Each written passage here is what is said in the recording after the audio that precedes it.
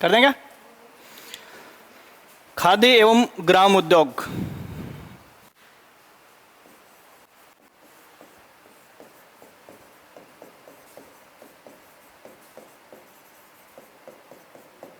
ग्रामोद्योग,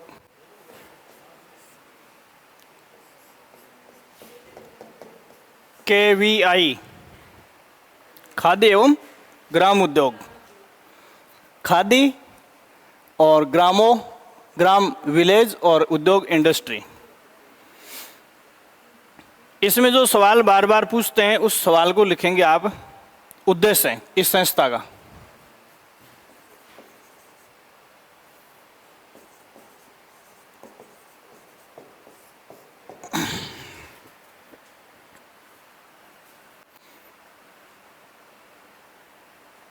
इसके लिए देखो खादी एवं ग्रामोद्योग बोर्ड स्थापित किया गया है। खादी एवं ग्रामोद्योग और इसके आगे बोर्ड शब्द लगा लो, जो सवाल आते हैं वही हो जाएगा। खादी एवं ग्रामोद्योग बोर्ड। उद्देश्य क्या है इसका? तो उद्देश्य में पहली बात तो ये देखो कि ग्रामोद्योग है, गांव की अवधारणा है ये। एक असंगठित कामगार क्षेत्र होता है। इसका मीनिंग क्या होता है?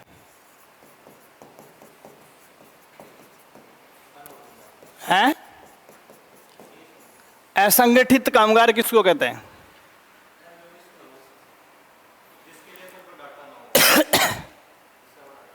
डाटा नहीं होता, कोई इंस्टीट्यूशन संस्था नहीं होती।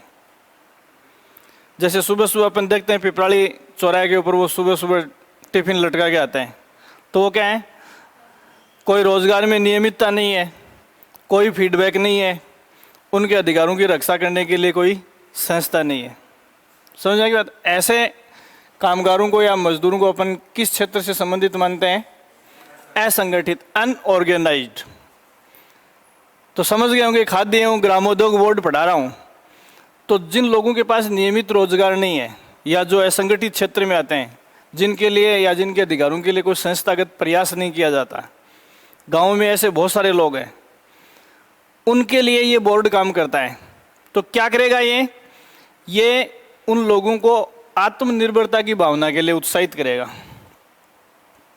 और दस्तकारी के लिए उनको ट्रेनिंग देगा। ये उद्देश्य किसका है? खादी ग्रामोद्योग बोर्ड का। तो आप इसमें इस बोर्ड का उद्देश्य क्या? पहला लिखो, असंगठित क्षेत्र के कारीगरों को रोजगार प्रदान करना। असंगठित क्षेत्र के कारीगरों को रोजगार प्रदान करना।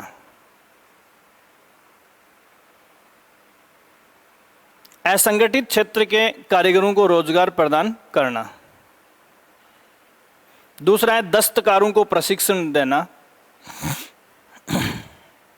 दस्तकारों को प्रशिक्षण देना तथा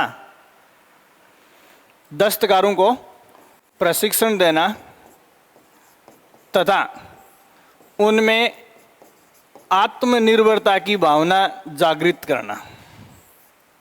तथा उनमें आत्मनिर्भरता की भावना जागृत करना।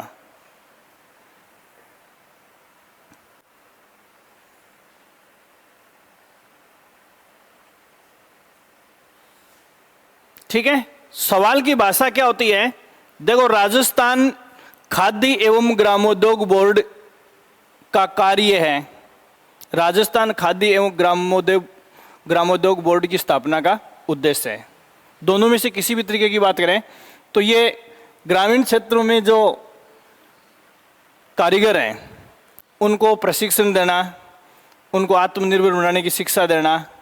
और अनऑर्गेनाइज्ड है तो रहेंगे तो अनऑर्गेनाइज्ड ही, अब भी किसी ऑर्गेनाइजेशन से नहीं जुड़ेंगे, लेकिन वो क्या हो जाएंगे? इंडिपेंडेंट हो जाएंगे। ठीक है, ये शब्द जोर देके बता रहा हूं कि उनको इंडिपेंडेंट करने के लिए, आत्मनिर्भरता की शिक्षा देने के लिए ये बोर्ड काम करता है। इसका मतलब है कि इस बोर्ड के जो प्लान अपन पढ़ेंगे वो इसी मास्टर सेंटेंस को ध्यान में रखते हुए करेंगे। ठीक है, इसके लिए निम्न योजनाओं का संचालन करता है। इसके लिए निम्न योजनाओं का संचालन करता है। निम्न योजनाओं का संचालन करता है।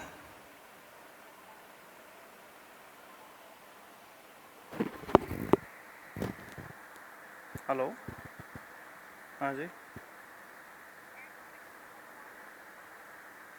एक बार क्लास में हूँ, वापस कर लूँ मैं थोड़ी देर में। ठीक, ठीक है। अब इसकी योजनाओं में पहली योजना है प्रधानमंत्री ग्रामीण रोजगार सृजन कार्यक्रम। थोड़ा सा जोर देना है, यह शब्द अपन ने क्या लिखा है? अभी मैं जिस योजना का नाम बोल रहा हूं, प्रधानमंत्री ग्रामीण स्वरोजगार योजना। प्रधानमंत्री का नाम जुड़ गया है, इसका मतलब किस सरकार का फ्लैगशिप मिशन है? भारत सरकार का फ्लैगशिप मिशन है। इसका मतलब पूरे हिंदुस्तान के लिए है। लेकिन अब मैं इसको खादी एवं ग्रामोद्योग बोर्ड के साथ संचालित कर रहा हूं। तो कोई भी फ्लैगशिप प्रोग्राम होता है सेंट्रल गवर्नमेंट का, उसके लिए कानून बनता है, ठीक है। उस कानून के तहत विभिन्न राज्यों में उससे संबंधित संस्थाएं बनती हैं। इसीलिए राजस्थान खाद्य एवं ग्रामोद्योग बोर्ड की स्थापना हुई है। तो ऐसा क्यों होता है? तो भारत सरकार के पास खाद्य एवं ग्रामोद्योग जो है उसके लिए एक अलग से डिपार्टमेंट है और उस डिपार्टमेंट के लिए संस्थाएं काम करती हैं। तो इस योजना के संबंध में आपको क्या देखना है, तो आप लिखो, योजनाओं में नंबर 1 लगा देना प्रधानमंत्री ग्रामीण, देखो चाहे तो स्वरोजगार लिख दो, चाहे रोजगार सृजन, ये शब्द ज्यादा सही रहेगा। प्रधानमंत्री ग्रामीण रोजगार सृजन कार्यक्रम, प्रधानमंत्री ग्रामीण रोजगार सृजन कार्यक्रम। भाई रोजगार का सृजन कर रहे हैं तो स्वरोजगार ही है, ये इसको नाम दिया गया है, ठीक है। ये जो कार्यक्रम है, ये एक तो है अखिल भारतीय स्तर पर खाद्य एवं ग्रामोद्योग आयोग, ये केंद्र सरकार का है, प्लस राजस्थान खाद्य एवं ग्रामोद्योग बोर्ड, ये दोनों मिलकर करते हैं। तो ये तो मैं पढ़ा ही रहा हूं आपको, ये तो मैं पढ़ा ही रहा हूं। और इसके नीचे लिख लो, ये योजना KVI बोर्ड, ये योजना KVI बोर्ड खाद्य एवं ग्रामोद्योग आयोग के साथ मिलकर संचालित कर रहा है, के साथ मिलकर संचालित कर रहा है। बस ये एक सवाल है, बाकी सारे पुराने सवाल बनते हैं इनमें, उनको छोड़ सकते हो आप। फिर देखो, जो लोग कारखानों में काम करते हैं,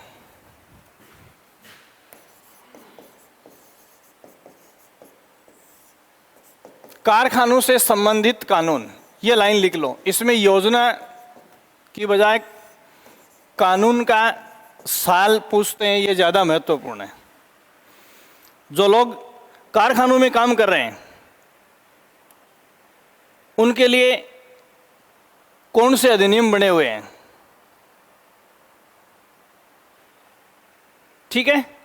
देखो, कारखाना और बॉयलर, ये दो एक्टिविटी एक साथ जुड़ी हुई है। बॉयलर किसको कहते हैं? बॉयलर, बॉयलर का मतलब होता है कि वो सारे प्लांट जिनमें फ्लूइड को गर्म किया जाता है, चाहे वो शराब की फैक्ट्री है, चाहे वो पेट्रोलियम रिफाइनरी है, टेम्परेचर से ही इनको फिल्टर करते हैं अपन, या फिर जैसे डिस्टिल वाटर है, इसको भी भाप दे के वापस ठंडा करके तैयार करते हैं। बॉयल का मतलब क्या होता है? उबालना।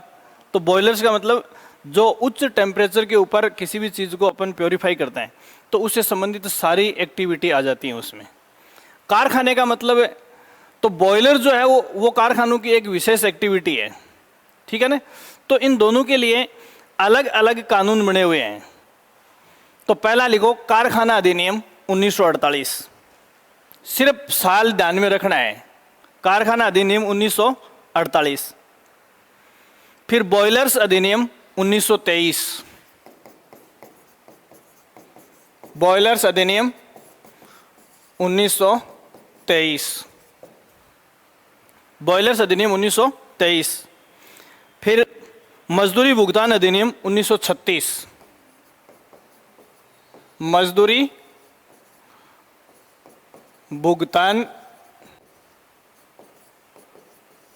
अधिनियम 1936। 1936, मजदूरी भुगतान अधिनियम 1936। अगला लिखो भवन एवं सनिर्माण कर्मकार अधिनियम, भवन एवं सनिर्माण कर्मकार अधिनियम, अधिनियम ये किस वर्ष का है? 1996 का। इसमें क्या आएगा? देखो, बॉयलर्स का मैंने मीनिंग बता दिया। तो ऐसे बॉयलर्स में काम करने वाले मजदूरों के क्या अधिकार है, क्या ड्यूटीज हैं, ये सारी की सारी चीज़ें या क्या सावधानियां फैक्ट्री चलाने वाले को करनी चाहिए, इसमें लिखी हुई है। मजदूरी भुगतान अधिनियम 1936। और भवन एवं सनिर्माण, जैसे बिल्डिंग का निर्माण हो रहा है, सनिर्माण उससे संबंधित मटेरियल, कहीं ईंट भट्टा चल रहा है तो वो भी भवन से संबंधित एक्टिविटी है, या कहीं पत्थर की कटिंग हो रही है, चाहे वो ग्रेनाइट मार्बल किसी की भी हो रही होगी, तो ये सनिर्माण एक्टिविटी, तो उनसे संबंधित कानून जो है वो 1996 का है। ठीक है, ये चीज़ आपको ध्यान में रखनी है। 3-4 एक्ट जो हैं इनको ध्यान में रखोगे। दूसरा, राजस्थान में खनन क्षेत्र, या केवल खनन हेडिंग लिखो इसमें। देखो,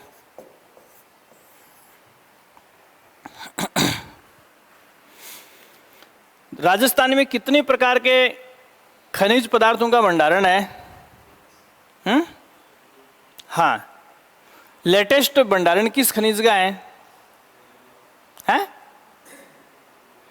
बताओ, देखें लेटेस्ट जो खोज हुई है।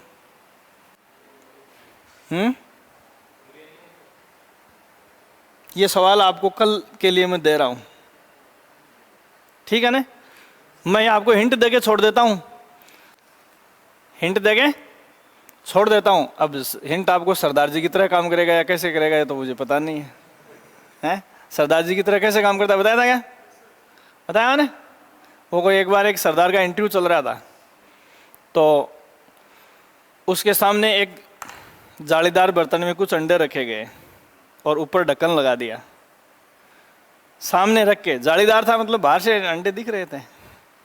तो पहला सवाल उससे पूछा, एक साथ तीनों सवाल दाग दे। बोले सरदार जी, अगर आप ये बता दो कि इस टोकरी में क्या रखा है, तो इसमें रखे अंडे तेरे, इसमें रखे अंडे तेरे। बोला आप ये बता दो कि इसमें कितने हैं, तो 6 के 6 तेरे। और तू ये बता दे किसके हैं, तो मुर्गी भी तेरी। तो सरदार जी 2-3 मिनट तो टाट कुचरते रहे। बोला साहब थोड़ा बहुत हिंट तो दो। है यहाँ अजमेर से बीकानेर ये जो एरिया है डेजर्ट वाला, इसमें बिल्कुल एक ऐसा लेटेस्ट खनिज पदार्थ 1.5-2 साल पहले खोजा गया है यहाँ, और वो पूरी दुनिया का सबसे बड़ा भंडारण क्षेत्र है। ठीक है, और आज की डेट में उस खनिज पदार्थ को भारत 100% आयात कर रहा है। पेट्रोलियम कहेगा यार, बॉम्बे, असम, डिगबोई सब जगह पता नहीं कब से बाबा आदम के टाइम से निकाल रहे हैं। समझ रहे आप?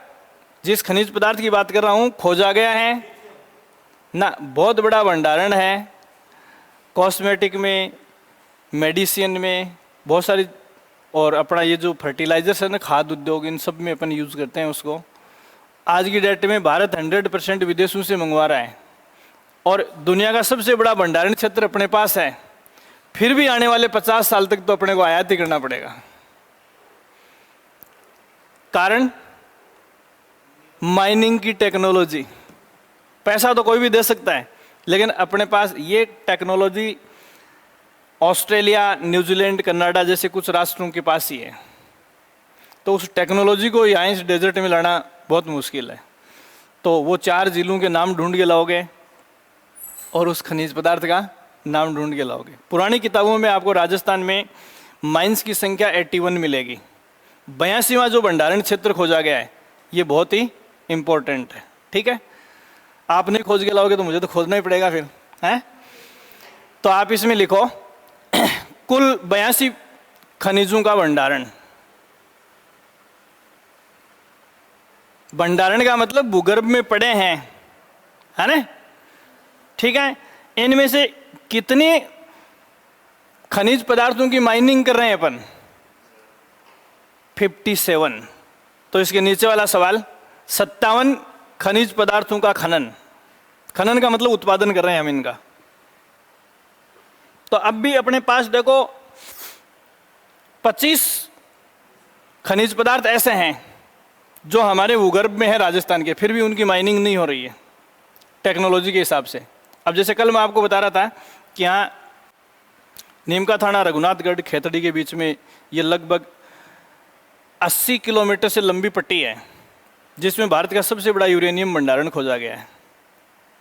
यूरेनियम पड़ा है यहाँ, फिर भी 100% हम अपने न्यूक्लियर रिएक्टर में परमाणु भट्टी है, चाहे वो रावतबाटा वाली होगी, चाहे नरोरा वाली होगी, चाहे ट्राम्बे महाराष्ट्र वाली होगी, चाहे काकरापार गुजरात वाली होगी, इन सभी परमाणु अपने आज की डेट में अपने पास 6 न्यूक्लियर रिएक्टर हैं भारत के पास।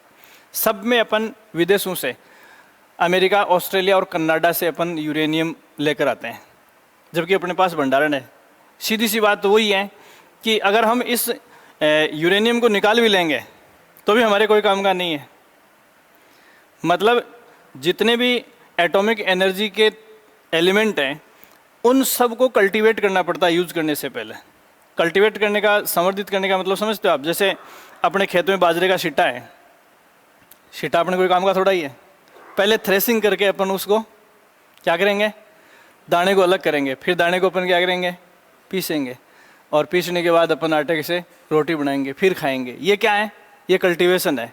यूजेबल फॉर्म में लाने के लिए अगर अपन ने यूरेनियम निकाल भी लिया तो यूरेनियम और थोरियम जो न्यूक्लियर रिएक्टर में डाला जाता है उसके संवर्धन के लिए टेक्नोलॉजी बहुत ही महंगी है। समझ गए आप? तो वो टेक्नोलॉजी हमारे पास इतनी जल्दी नहीं आने वाली है, चुनिंदा राष्ट्रों के पास ही है और वो इसका कारोबार कर रहे हैं। तो यहाँ मेन बात क्या है? मेन बात है 82 स्टोरेज है अपने पास, 82 खनिजों के भंडारण है अपने पास। उनमें से उत्पादन या खनन कितने कर रहे हैं? 57 का। दोनों फैक्ट याद रह जाएंगे। जैसे छोटी भर्तियां होती हैं, वन वर्ड में ऑप्शन सीधे आते हैं इनमें से, ठीक है। दूसरा, इसको जब क्लासीफाई किया जाता है तो एक तो ये है कि मोनोपोली शब्द होता है।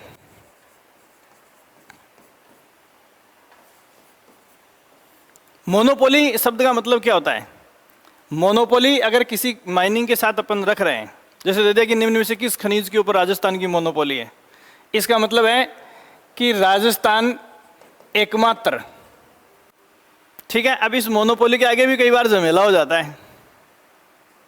मोनोपोली के आगे झमेला क्या हो जाता है कि भंडारण की दृष्टि से मोनोपोली और उत्पादन की दृष्टि से मोनोपोली। समझ गए आप? जैसे कोई खनिज ऐसा है जो खाली राजस्थान में ही देखा गया है, इट मीन्स, और राजस्थान में ही खोदा जा रहा है, तो भंडारण और उत्खनन दोनों दृष्टियों से हमारे पास उसकी क्या है? मोनोपोली है, ठीक है। या फिर जैसे मान लो कि कोई खनिज पदार्थ ऐसा है जो बहुत सारे राज्यों में पाया जाता है लेकिन उसकी माइनिंग या खनन का कार्य केवल राजस्थान में हो रहा है, तो भंडारण की दृष्टि से तो हमारे पास मोनोपोली नहीं है, लेकिन माइनिंग की दृष्टि से हमारे पास क्या है? मोनोपोली है। या फिर समझ आ गई बात? तो ये चीज, ये मोनोपोली का मतलब है एकमात्र। अब इस एकमात्र का अर्थ भी सवाल में किससे निकलेगा? भंडारण और खनन। खनन का मतलब किससे है? उत्पादन से है। तो ये शब्द किसके साथ रखा गया है? समझ गए? तो इन दोनों में से जिसके साथ रखा जाएगा वैसा ही उसका मीनिंग निकालना है। तो इसमें पहले एक लाइन में लिखो, उत्पादन की दृष्टि से राजस्थान का एकाधिकार।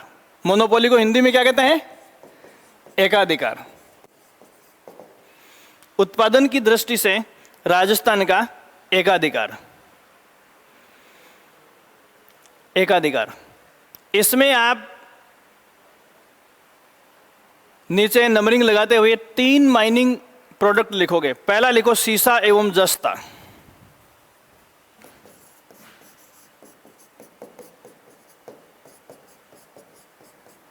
सीसा एवं जस्ता। दूसरा आप इसमें लिखोगे सेलेनाइट,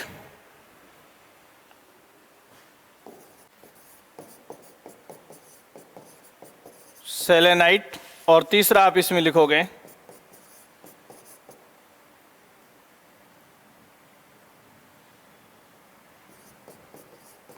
वोलेस्टोनाइट।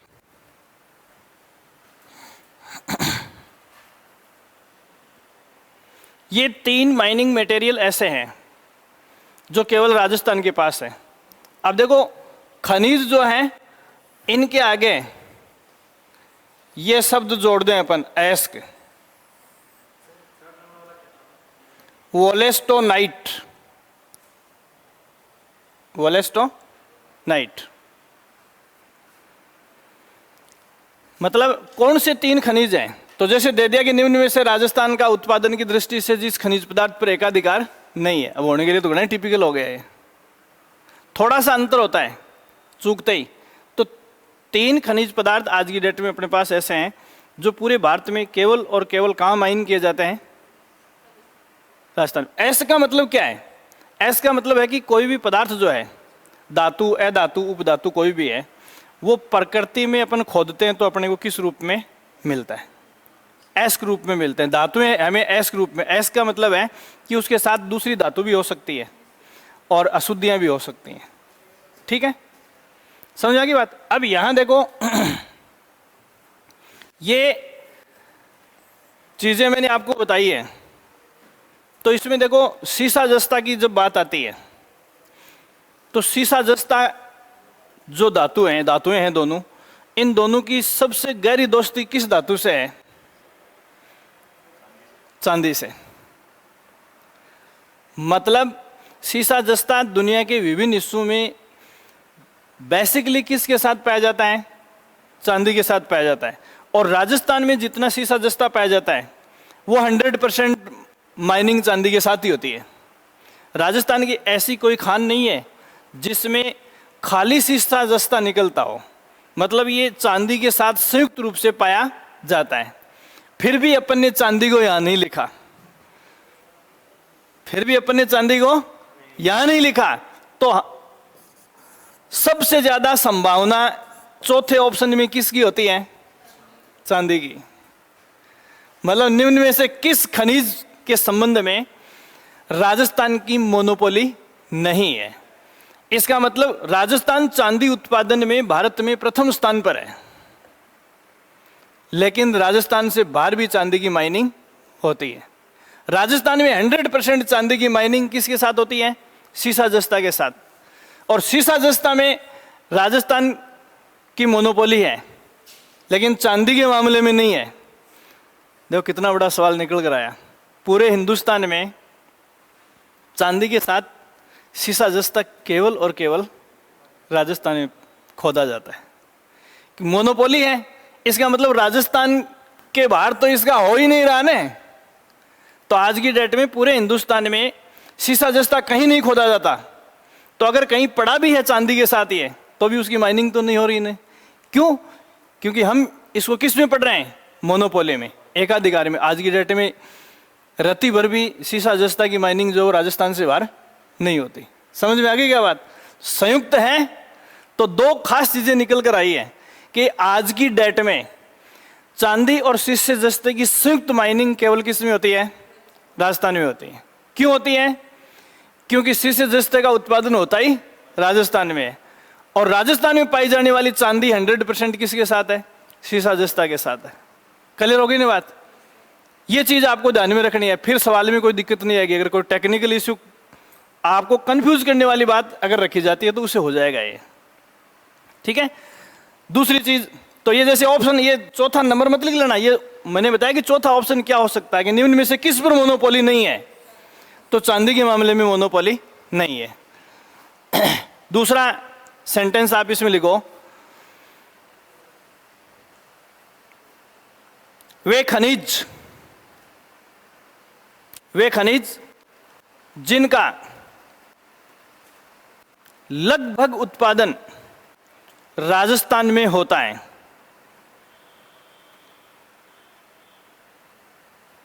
राजस्थान में होता है।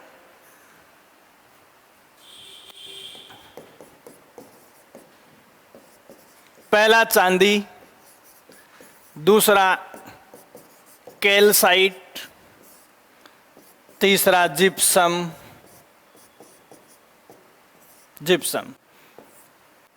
लगभग का मतलब है कि राजस्थान से बाहर इन 3 खनिज पदार्थों की माइनिंग न होती तो है, लेकिन न के बराबर है। जैसे 90%, 90.5%, 90.6% है, 98.9%, ऐसा अगर इनका परसेंटेज अपने को मिल रहा है, इतना अगर राजस्थान में माइनिंग हो रही है, तो राजस्थान से बाहर लगभग क्या है, नगण्य है। समझ में आ गई बात। अब यहाँ क्या करते हैं, इसमें वही बात है कि मोनोपोली तो नहीं है, लेकिन करीब करीब किससे निकलता है, राजस्थान से ही निकलता है। फिर इसमें वापस वो डाल देते हैं कि निम्न में से किस खनिज के ऊपर राजस्थान की मोनोपोली है। अगर एक डालना चाहें तो उधर वालों में से वोलेस्टोनाइट, सीसा जस्ता ऐसा लाके डाल देते हैं। तो ये कीवर्ड है, इनको आपको रटना है, फिर पर्सन के हिसाब से इनको एडजस्ट करना है, ठीक है। नेक्स्ट, खनिज जिनका राजस्थान प्रमुख उत्पादक है।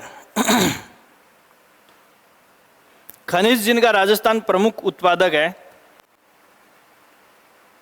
राजस्थान प्रमुख उत्पादक है।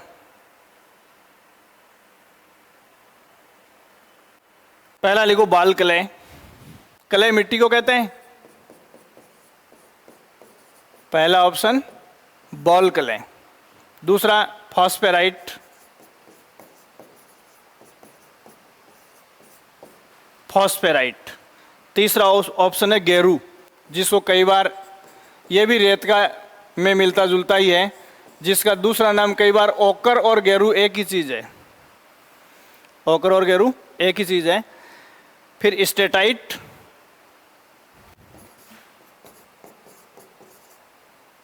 स्टेटाइट, फेल्सपार और फायर क्ले।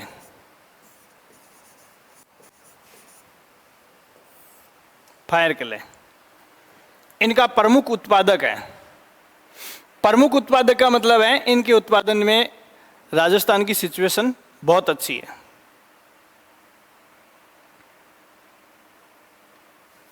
इसके अलावा और क्या हो सकता है, माइनिंग में पत्थर निकलता है, तो देखो पत्थर माइनिंग को लेकर राजस्थान को भारत का अजायब घर कहा जाता है। आप सब पढ़ते हो कि संगमरमर के कई कलर, ग्रेनाइट के कई कलर, है ना।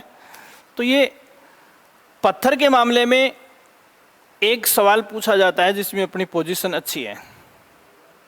चूना पत्थर जो होता है, चूना पत्थर देखा क्या कभी है?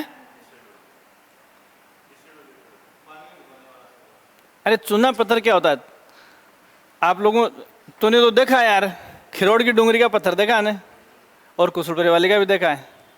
कुशलपुरा वाली जो डूंगरी है उसका पत्थर जो है वो क्या है, रेतीला पत्थर है, ठीक है। बालू का पत्थर बोलते हैं उसको, रेत का बना हुआ हो। और वो उधर वाला है, वो चूने वाला होता है जीवाश्मी पत्थर, जिसमें जीवाश्म के अंश होते हैं। थोड़ा सा आपको सोचने की जरूरत है।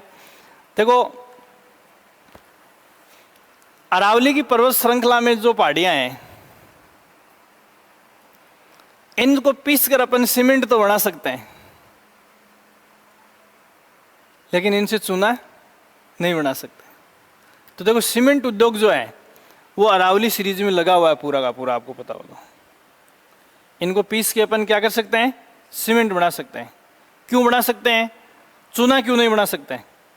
चूना उसी पत्थर से बन सकता है जिसमें जीवाश्म का अंश हो। जीवाश्म अंश का मतलब है जीवों का, चाहे पेड़ पौधों का, जीव जंतुओं का। अब अरावली से चूना क्यों नहीं बन सकता? या इससे भी सिंपल सी बात आपसे पूछूं मैं कि राजस्थान के भौतिक प्रदेश आप सबने पढ़े हैं, तो राजस्थान के 4 भौतिक प्रदेश आपने कौन कौन से पढ़े हैं? देखो थोड़ा सा आइडिया काम में लेना होता है, सवाल के लिए पढ़ने की जरूरत नहीं होती है। बताओ देखें, हैं? अरे कौन कौन सा है? अपन जहां बैठे हैं उत्तरी पश्चिमी मरुस्थल, फिर बीच वाला अरावली। अरे इतने गरीब कैसे होते जा रहे हो? तीसरा क्या है? पूर्वी मैदान और हाड़ौती का पठार या दक्षिणी पूर्वी पठार, लिख दो, एक ही बात है। दक्षिणी पूर्वी पठार, ये शब्द ज़्यादा सही रहेगा। ये 4 भौतिक प्रदेश हैं राजस्थान के। आपसे यदि कोई ये पूछे कि इनके बनने का क्रम क्या है, सबसे पहला कौन सा बना, उसके बाद कौन सा बना, 1 नंबर पे किसको बनाऊं? ये लो दे दिया 1 नंबर। उसके बाद हैं दे दूंगा 2 नंबर इसको। उसके बाद 3 नंबर। उसके बाद 4 नंबर। दो कितना गजब का सवाल बन के आ गया है। अब ये ऐसे थोड़ी बनता है, आप सोचते हो ये किसी किताब में दिया हुआ ही नहीं है, ये लॉजिक है इसके पीछे। देखो, अरावली को हम कहते हैं राजस्थान का मेरुरज्जु, रीढ़। तो मां के गर्भ में जब शिशु विकसित होता है तो सबसे पहले ब्रेन और रीढ़ खंभी बनता है। राजस्थान एक मान लो कि शिशु का शरीर है, तो सबसे पहले इसमें क्या बना है? ठीक है, सिर और मेरुरज्जु एक ही है, सेंट्रल नर्वस सिस्टम का पार्ट है जिसको अपन सीएनएस कहते हैं, दोनों साथ साथ ही बनते हैं। हो गई। आगे बाल विकास में मैं आपको बताऊंगा कि अपना डेवलपमेंट शस्त्रकोदमरी सिद्धांत क्या है, सेंट्रल टू पेरिफेरल क्या है, अप टू डाउन क्या है, ये सारी चीजें अपन देखेंगे। ये देखो, सबसे पहले ये अरावली बनी। ठीक है, अब देखो अरावली क्या, पत्थर है। ठीक है, अब ब्रेन के चारों तरफ खोपड़ी का ढांचा है खतरनाक वाला, 8 ऐसी शरीर की मजबूत हड्डियों के बीच नोटोकॉर्ड है अपनी, 33 सर्वाइकल्स के बीच में सुरक्षित है। फिर साइड में अपनी पसलियां और हड्डियां हैं। ये क्या है? इससे मिलता जुलता दूसरा कौन सा है? दक्षिणी पूर्वी पठार। ये पथरी लाइन्स उसके बाद बना है। अब देखो, रेत किससे बनती है? पत्थर से।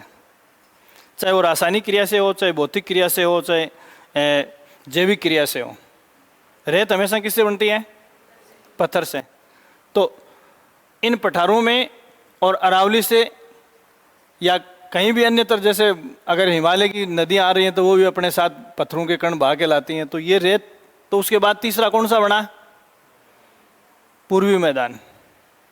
ठीक है, और लेटेस्ट क्या है? उत्तरी पश्चिमी मरुस्थल। हो गई बात? सवाल समझ में आया कि नहीं आया?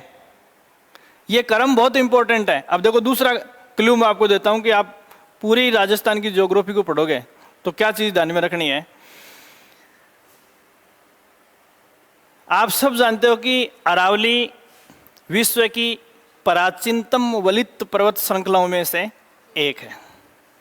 जैसे रॉकीज, आल्पस, दुनिया के पुराने पर्वत पड़ते हैं, एंडीज हैं विश्व भूगोल में, उनके समकक्ष हम किसको पढ़ते हैं राजस्थान में?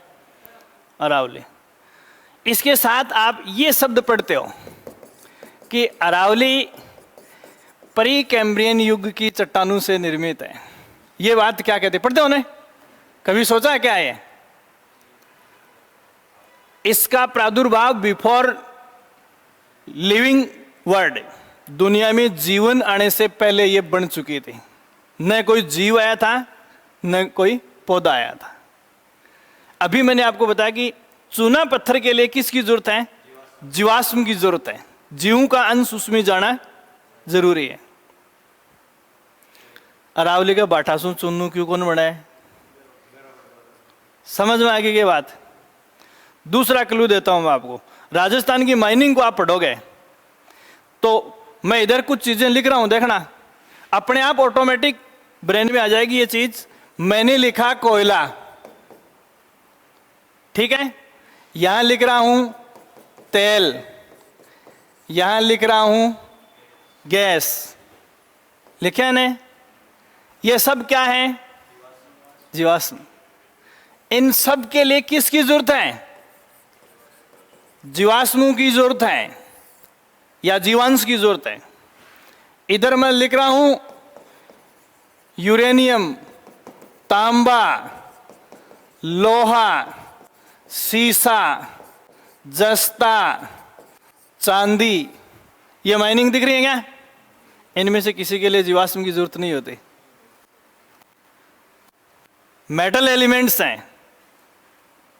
राजस्थान की इनसे संबंधित सारी खदानों को आप किसके आसपास पढ़ोगे?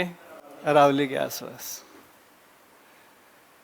कई बार इर्द गिर्द जिला या भौगोलिक क्षेत्र दे दिया, अब आपके पास लॉजिक है तो रटने की जरूरत नहीं है। फिर आपको जीवाश्मों की बात है तो इनसे संबंधित माइनिंग यहां हो ही नहीं सकती, क्योंकि ये तो उस वक्त बन गया था जब इसकी संभावना ही नहीं थी। ठीक है, अब देखो दूसरी बात मैं आपको बताऊं, राजस्थान की भौगोलिक स्ट्रक्चर को, जीवाश्मीय खनिज पदार्थों को डिसाइड करने में दो स्ट्रक्चर बहुत ही महत्वपूर्ण है। ठीक है, वो दो स्ट्रक्चर कौन सी हैं महत्वपूर्ण, आप जानते हो उन दोनों को। जैसे अपन जिस रेगिस्तान में खड़े हैं वो किसका अवशेष है, तैतीस सागर का अवशेष है, सागर का अंश था ये। ठीक है, इसके अलावा एक आप ये पढ़ते हो आकल वुड फॉसिल पार्क, पढ़ा है क्या है? अपन सुनते हैं ना कि आजकल को आदमी तो पहले होता ठाडा ठाडा, तो जीव भी पहले ही होता और पेड़ पौधा भी। आज अपने खेत में खेजड़ी है, सूख गई तो 2 साल बाद में उसके सारे अंश आंधी के साथ ही उड़ जाएंगे।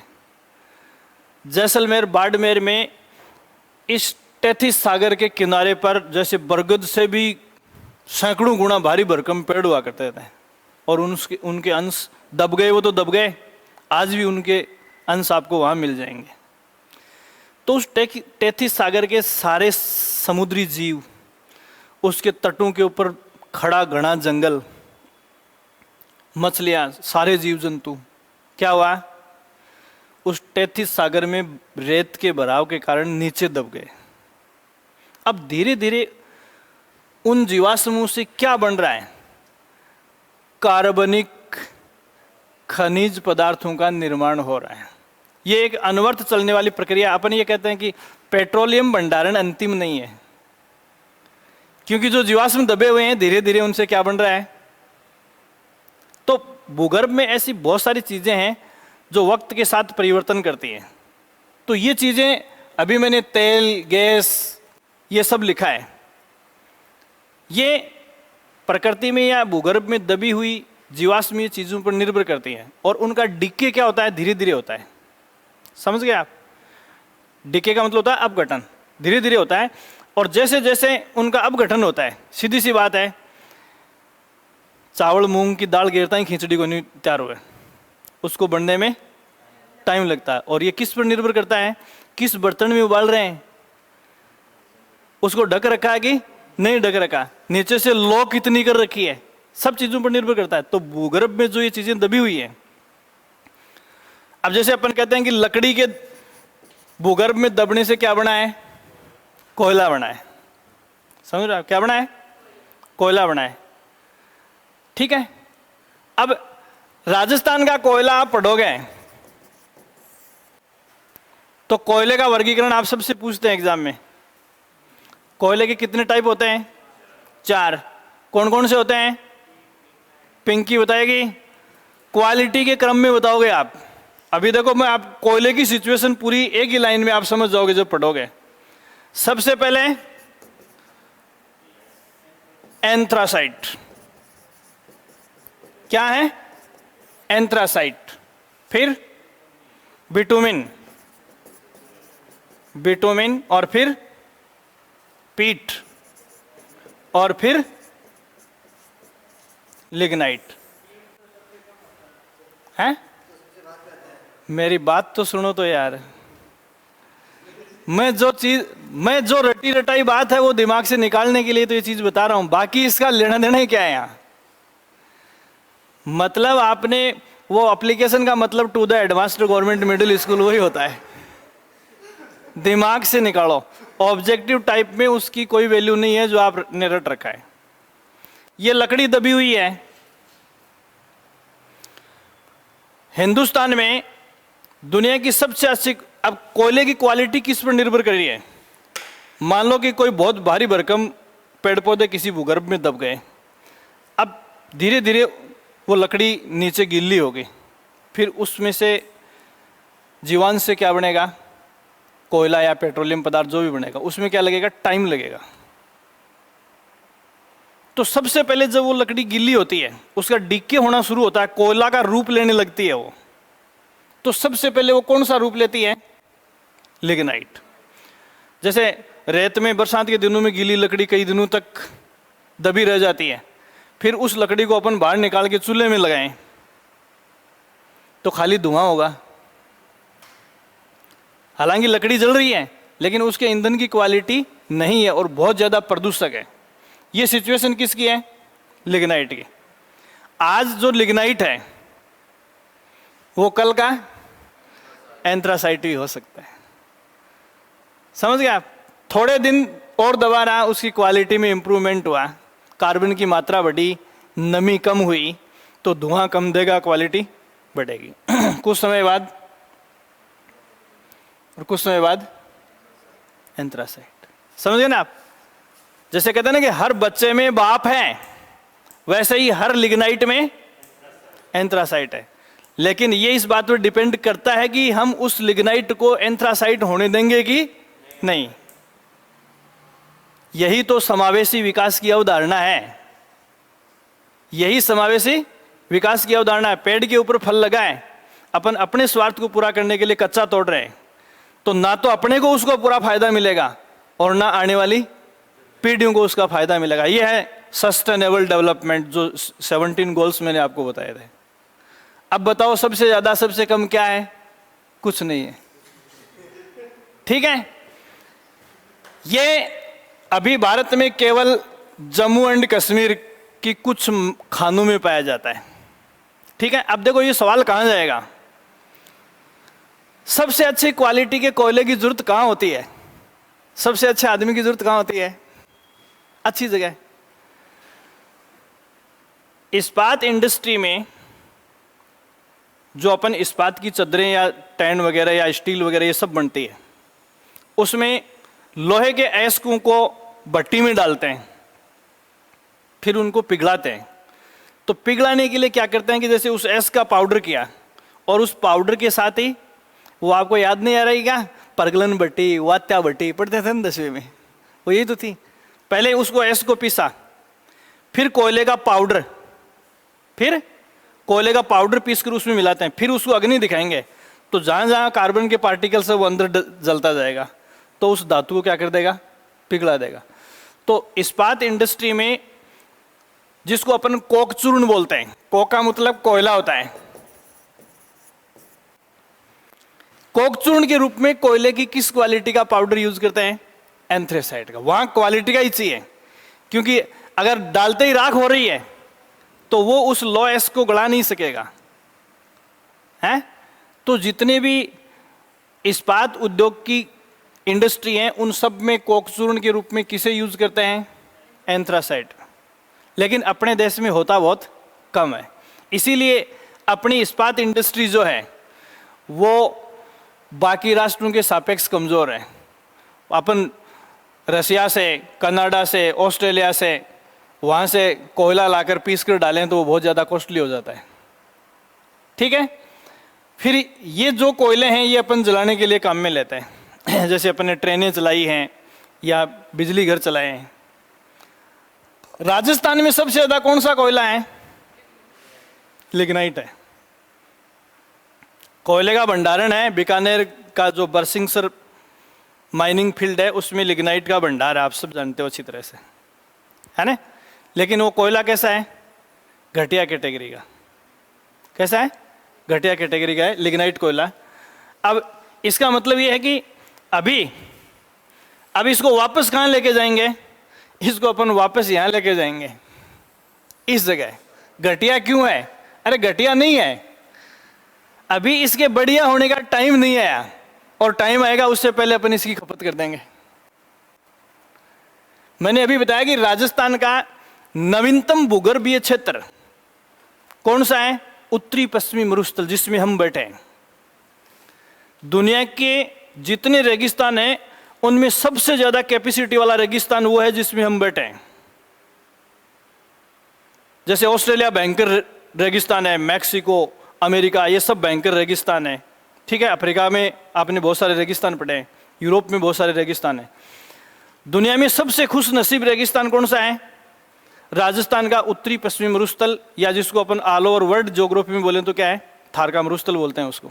ये थार के मरुस्थल का ही तो हिस्सा है, राजस्थान का उत्तरी पश्चिमी मरुस्थल। देखो, रेगिस्तान में जीवन बहुत मुश्किल होता है, और हम आज की डेट में कहां तक आ गए? इस रेगिस्तान में इस स्टेज तक पहुंच गए अपन, हाइड्रोपोनिक्स स्टेज तक पहुंच गए।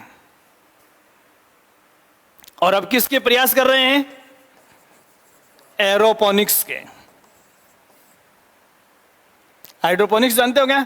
खेती करने के लिए अपन कहते हैं जमीन चाहिए, नहीं चाहिए, पानी में खेती करने लग गए हम। अपने इस रेगिस्तान में जलकृषि जिसको बोलते हैं, पानी में जैसे अपन आर्टिफिशियल टब बनाकर उसमें मछली को पालते हैं, वैसे पानी में अपन क्या करने लग गए? खेती करने लग गए। जैसे वो बोतल के अंदर मनी प्लांट ला के लगाते हैं ना, कि उसको घर में रखते हैं तो बहुत सारा पैसा आता है, हैं? अब आता कि नहीं आता ये तो बाद की बात है। हाइड्रोपोनिक्स किसको कहते हैं? जलकृषि को। भयंकर रेगिस्तान, और उसमें हम क्या करने लग गए? ठीक है, फिर कल मैं आपको बता रहा था कि अपने भूगर्भ से जुड़ा हुआ कोई क्या है? जल क्षेत्र नहीं है, जुड़ा हुआ कोई जल क्षेत्र नहीं है, तो पानी कहां से लाएंगे? पानी के लिए तो वैसे ही महामारी, वो मारामारी होने वाली है, हैं? अनुमान करने वाले कहते हैं कि चौथा महायुद्ध ही अपन पानी के लिए लड़ेंगे। तो ये रेगिस्तान में जो डिस्कवरी है वो इससे भी एक स्टेप आगे चली गई, और हम किसके प्रयास कर रहे हैं? एरोपोनिक्स के। एरोपोनिक्स कहते हैं हवा में कृषि। ये कंसेप्ट बरगद के जो जड़ें लटकती है ना नीचे, वो उससे पोषण लेता है, आपको पता हो तो। हवा में लटकने वाली जड़ें, तो बरगद की जो जड़ों का कंसेप्ट है उससे हम एरोपोनिक्स ले। तो अब हमें खेती करने के लिए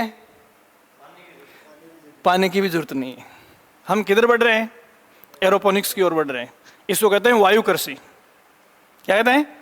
वायु कृषि। तो देखो, अल्टरनेट अपने को मिल रहे हैं धीरे धीरे। बहुत सारी चीजें मैं आपको बताऊंगा जो एग्जाम में पूछी जाती हैं। तो यहाँ ये देखो, ये लिग्नाइट कोयला टेथिस सागर के क्षेत्र में बना है, तो बहुत लेट जाके ये टेथिस सागर में इन जीवांशों का भरा हुआ है, फिर इनके ऊपर उथल पुथल से रेत आई है, तो बहुत लेटेस्ट दबे हुए हैं, नए हैं ये। तो इस लिग्नाइट को आगे पीट, बिटुमिन, एंथ्रासाइट तक पहुंचने में टाइम लगेगा, समझे आप? तो हमें कौन से कोयले को निकालना? वही है जैसे फूल के नीचे फ्रूट लगा नहीं, उससे पहले तोड़ के लाते हैं, तो वो ककड़ी थोड़ी कहलाएगी, है कोई काम की थोड़ी है। तो ये सिचुएशन इसकी है। तो जब अपन, मैं भौतिक प्रदेश पढ़ाऊंगा, तो भौतिक प्रदेश में आपको वो तरीका छोड़ देना है जो किताब में लिखा है। मैं आपको बता दूं, जैसा सवाल एकदम रेसेंट चैलेंज के ऊपर जो सवाल आता है, उस सवाल को टारगेट करके आपको पढ़ना है। मैं आपको हर एक भौतिक प्रदेश में कम से कम 10-12 सवाल एग्जाम की दृष्टि से ऐसे बताऊंगा जो आपको किसी किताब में नहीं मिलेंगे। इसके लिए आपको सरकार की जो अभी रेसेंट प्रयास हैं वो आपको देखने पड़ेंगे, हैं? जैसे आपसे ये पूछा जाए कि उत्तरी पश्चिमी मरुस्थलीय क्षेत्र जो है इसका चुनौतियां क्या क्या हैं? भाई आप 4 भौतिक प्रदेश पढ़ते हो, आपसे ये पूछा जाए कि उत्तरी पश्चिमी मरुस्थलीय क्षेत्र की चुनौतियां क्या हैं, क्या गिनाओगे आप? ये तो है नहीं कि ये इतने % भौगोलिक क्षेत्र है, इतनी प्रतिशत जनसंख्या रहती है, ऐसे पौधे पाए जाते हैं, ऐसे जानवर पाए जाते हैं, ऐसे आदमी बैठे रहते हैं। ये फैशन पुराना हो गया है। आपको जैसे सवाल पूछे जा रहे हैं वैसे ही आपको तैयार होना पड़ेगा। क्या है यहाँ की चैलेंज? अलग अलग पीछे के पेपर्स उठा के देखना आपको, देखो मैं आपको बता दूं क्या है। जैसे नागौर क्षेत्र का सवाल बताऊं मैं आपको। नागौर क्षेत्र में कुबड़ पट्टी पर फ्लोरोसिस प्रॉब्लम के ऊपर सवाल पूछा जा रहा है, लगातार पूछा जा रहा है। ये इस भौतिक प्रदेश का चैलेंज है। पाली के ऊपर पिछले साल 3-4 बार सवाल पूछा गया। कौन सी नदी बहती है वो? हैं? मेठड़ी, सूकड़ी, वो जो सहायक नदियां है ना, कौन सी की? लूणी नदी की। उन सहायक नदियों के ऊपर क्या है कि पाली का जो क्षेत्र है उसमें बंदेज का काम करने वाली जातियां बहुत ज़्यादा रहती हैं, जो अपने यहाँ जिनको लीलगर बोलते हैं ना अपन, उस टाइप के लोग। तो वो लोग क्या करते हैं कि जैसे उन नदियों के किनारे के ऊपर ये काम करते हैं, तो उससे क्या हो रहा है, वो केमिकल डाई जो है, वो कलर जो है वो उसके अंदर ड्रेन हो रहा है, और इससे बहुत बड़ा चैलेंज मतलब अपने लिए है। तो सवाल पूछा था कि लूनी नदी में प्रदूषण का सबसे बड़ा कारण क्या है? और ये आरएस में भी पूछा था, 2-3 परीक्षाओं में पूछ लिया है। जो बंधेज का काम करने वाली जाते हैं उनके द्वारा फैलाया जाने वाला प्रदूषण। ठीक है, फिर आप आओगे, जैसे अपन मकराना की बात करें, किसकी? मकराना, किशनगढ़, यहाँ का क्या चैलेंज है? क्या है आप ये बताओ। यहाँ पत्थर का उद्योग है। पत्थर उद्योग अभी मैंने आपको बताया कि राजस्थान के लिए वरदान भी है और इन फ्यूचर राजस्थान की कुर्बानी का कारण भी बन सकता है। जैसे मैंने इससे पहले आपको सिलिकोसिस के बारे में बताया कि स्टोन इंडस्ट्री से जो निकलने वाली डस्ट है, पिंकी घर में भेज दूंगा, तो उस स्टोन इंडस्ट्री से जो डस्ट निकलती है, अगर एक बार हमने जमीन के ऊपर डाल दिया, कितनी फर्टाइल जमीन हो, अपनी जमीन के ऊपर भी जैसे मान लो ये क्यारी में डाल दी, तो उसका प्रोडक्शन हमेशा के लिए बंद है। तो इसमें इसको कहते हैं मार्बल इंडस्ट्री की डंपिंग प्रॉब्लम। डंपिंग का मतलब होता है जो वेस्टेज है उसको डालना। तो कहाँ डालेंगे अपन इसको? जगह जगह अपन रोज ये खड़े कर रहे हैं, मतलब पत्थर की कटिंग की इंडस्ट्री खड़ी कर रहे हैं, तो इस पाउडर को अपन कहाँ डालेंगे? समझ रहे हो ना आप? तो मार्बल इंडस्ट्री का जो वेस्टेज डंपिंग का चैलेंज है वो हमारे सामने बहुत बड़ा है। क्लियर हो गई बात? इसके बाद में आप जैसे आईजीएनपी फील्ड में जाओगे, इंदिरा गांधी नहर परियोजना क्षेत्र में, तो वहां आपको क्या मिलेगी? सेम समस्या। पढ़ा होगा इसके बारे में। ये वो सवाल हैं जो बार बार आते हैं। भौतिक प्रदेश के साथ आप 15-20 सवाल ऐसे देखोगे जो पिछली भर्ती परीक्षाओं में आए हैं और उनमें क्या चेंज हो सकता है। तो क्या है सेम समस्या? क्या है?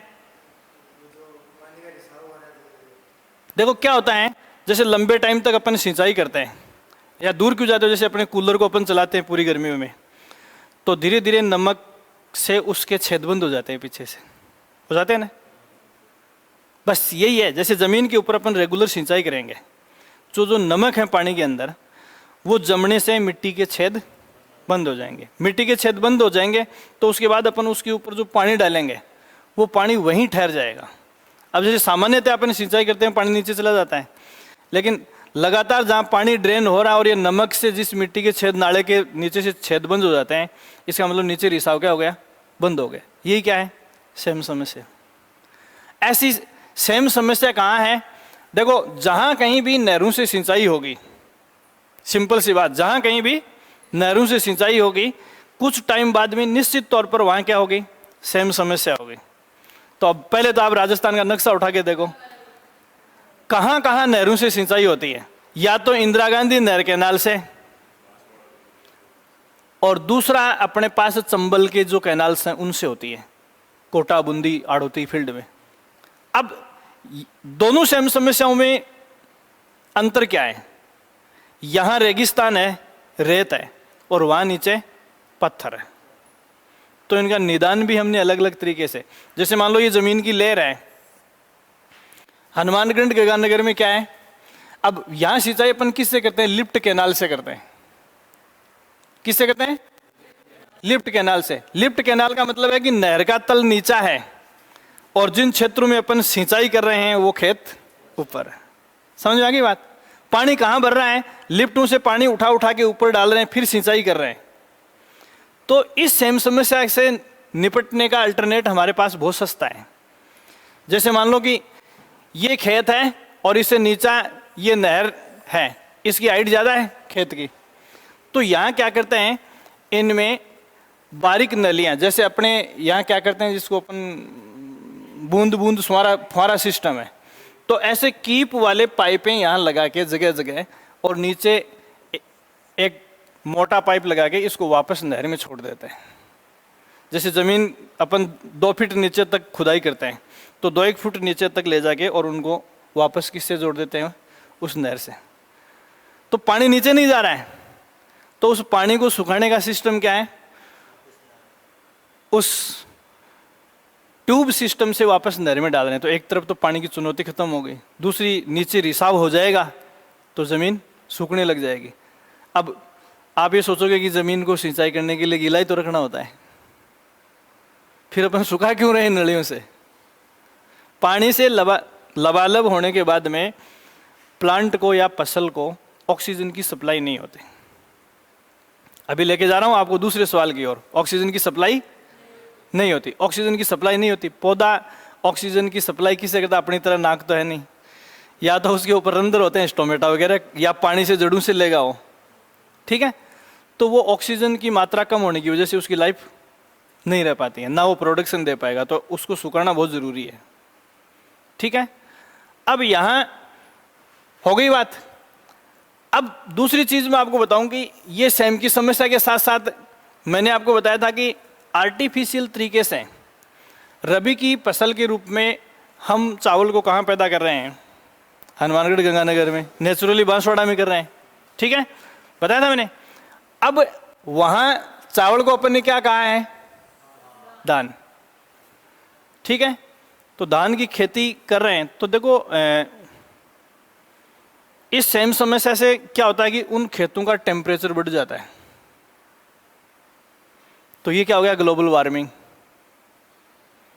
वैश्विक उष्णता, या जिसको अपन उमस बोलते हैं, ये भी एक बहुत बड़ा चैलेंज क्रिएट हो रहा है।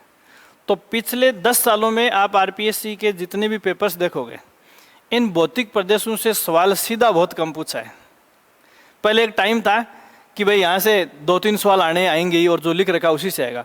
अब सवाल आते हैं चुनौतियों पर, समझ रहे आप? तो मैंने जैसे ये आपको चुनौतियाँ बताई हैं, तो आप 1 by 1, मतलब कोई पर्टिकुलर चीज़ है तो उस पर क्या चुनौती हमारे सामने है। तो जैसे आप 12 जिले पढ़ते हो उत्तरी पश्चिमी मरुस्थल में, तो उन 12 जिलों की जो विशिष्टताएं हैं, उनके साथ कौन कौन से चैलेंज जुड़े हुए हैं, वो आप देखते जाओ। फिर आपका सवाल जो है उस फील्ड से पढ़ा हुआ हर हाल में आएगा। और आप ये सोचते हो कि 3 चीज़ें गाइड में लिखा होता है कि 40% जनसंख्या है, 38% भौगोलिक क्षेत्र है, ये इसकी दिशा ये है, और ये जिले आते हैं। कुछ नहीं आएगा इनमें से, मैं बता दूं आपको। फालतू में एनर्जी खराब कर रहे हो आप। मतलब जो गाइड में तरीका लिखा हुआ होता है उसमें आप 90% अपनी एनर्जी बेकार में खराब कर रहे हो। पहले आप एग्जाम का ट्रेंड है, जैसे सवाल आ रहे हैं, हर पेपर देखो आप, चाहे वो कांस्टेबल का है चाहे वो आरएस का है। अगर आप टीचर की तैयारी कर रहे हो तो भी आरएस का पेपर भी देखो, क्योंकि हर 7-8 महीने बाद में 10 सवाल ऐसे होते हैं जिनको 2-3 भर्ती परीक्षाओं में लगातार रिपीट किया जाता है। इसका मतलब वो ट्रेंड को चेंज करके आ रहे हैं। अब आप 10 सवाल आपको बनाने हैं एग्जाम के लिए, मैं कह रहा हूं कि 3 पेपर देखने से 10 सवाल आपको मिल जाएंगे। आप जीके के 10 सवाल 6 महीने पढ़ के नहीं बढ़ा सकते, मैं आपको बता दूं। एक सैचुरेशन, एक एवरेज स्थिति प्राप्त करने के बाद में 10 सवाल जीके में बढ़ाना बहुत मुश्किल होता है। सब्जेक्ट में बढ़ा सकता आदमी, जीके में नहीं बढ़ा सकता औसत के बाद में। और वो 10 सवाल आप 3 पेपर दे के बढ़ा सकते हो। तो पेपर को कभी इग्नोर मत करना। जब भी किसी परीक्षा का पेपर लगता है, चाहे वो अधीनस्थ चयन सेवा बोर्ड ले, चाहे आरपीएससी ले, उसमें 5-7 सवाल ऐसे होते हैं जो ट्रैक को चेंज कर लेते हैं। 8-10 महीने से पेपर सेटर क्या कर लेते हैं, सिस्टम को चेंज कर लेते हैं। वो सब गाइड देखते हैं।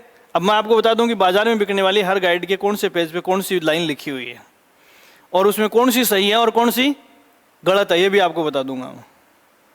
तो ये चीज़ आपको ध्यान में रखनी। तो समझ में आ गई ना बात? अपन थोड़ा सा भटक गए थे। तो मैं आपको माइनिंग बता रहा था कि कौन सा खनिज पदार्थ आपको कहाँ मिलने की संभावना है। ये अगर राजस्थान के भौतिक प्रदेश आपने ठीक से पढ़े हैं, फिर आपने किसी भी खान को नहीं पढ़ा है तो भी आप बता दोगे। एक जिले का वर्गीकरण है वो तो पढ़ना पड़ेगा, बाकी एरिया बता दोगे कि ये खान यही मिल सकती है और कहीं नहीं मिल सकती। जैसे कोयला है, तेल है, तो ये वागेश्वरी, रागेश्वरी जो भी पढ़ते हो, तेल के कुएं आप, मंगलम, भाग्यम, ऐश्वर्या पढ़ते हो ना, ये सब कहाँ मिलेंगे आपको? क्या किसका है? उत्तरी पश्चिमी मरुस्थल का हिस्सा है, 33 सागर का अवशेष है। क्यों है? मैंने रीजन आपको बता दिया। इसके अलावा कहीं पॉसिबिलिटी है ही नहीं, संभावना ही नहीं है।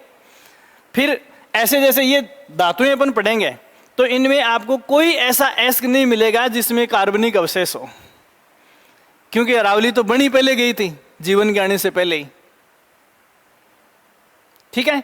फिर दूसरी बात, जैसे मैंने अभी आपको बताया कि अरावली में कोयला नहीं है, और मैंने हिंदुस्तान की बेस्ट क्वालिटी का कोयला ही कहाँ बताया? हिमालय में। इसका जवाब उस बात में लिखा है कि हिमालय नवीनतम पर्वत श्रृंखलाओं में से एक है। मतलब लाइफ के आने के बाद में डेकोरेट हुआ है, और आज भी हिमालय की हाइट दिन प्रतिदिन बढ़ रही है। आपको बता दूं, अपन बचपन में पढ़ते थे कि 8,848 किलोमीटर है, फिर इसको पढ़ाने लगे 8,850 मीटर की लेंथ हाइट बढ़ाने लगे। उसके बाद में एक ग्लेशियर इसका 5 मीटर का टूटने के बाद में 8,845 मीटर की हाइट आज हम इसको बढ़ा रहे हैं। टूट गया था इसका 5 मीटर का हिस्सा एक भूस्खलन के या भूकंप के झटके से, तो आज इसकी एक्चुअल जो हाइट है वो कितनी है, 8,000। अब ये भी पिछली रिपोर्ट की है, उसके बाद भी बढ़ तो रही है। अब आपके दिमाग में आ रहा होगा भाटा कैसे बढ़ता है। अगर हिमालय बढ़ रहा है तो अपना मकान भी बढ़ना चाहिए, दिमाग में नहीं आ रहा क्या? हिमालय की हाइट कैसे बढ़ रही है ये बताओ आप। नहीं, एक्चुअल रीजन बताओ आप, हिमालय कैसे बढ़ रहा है।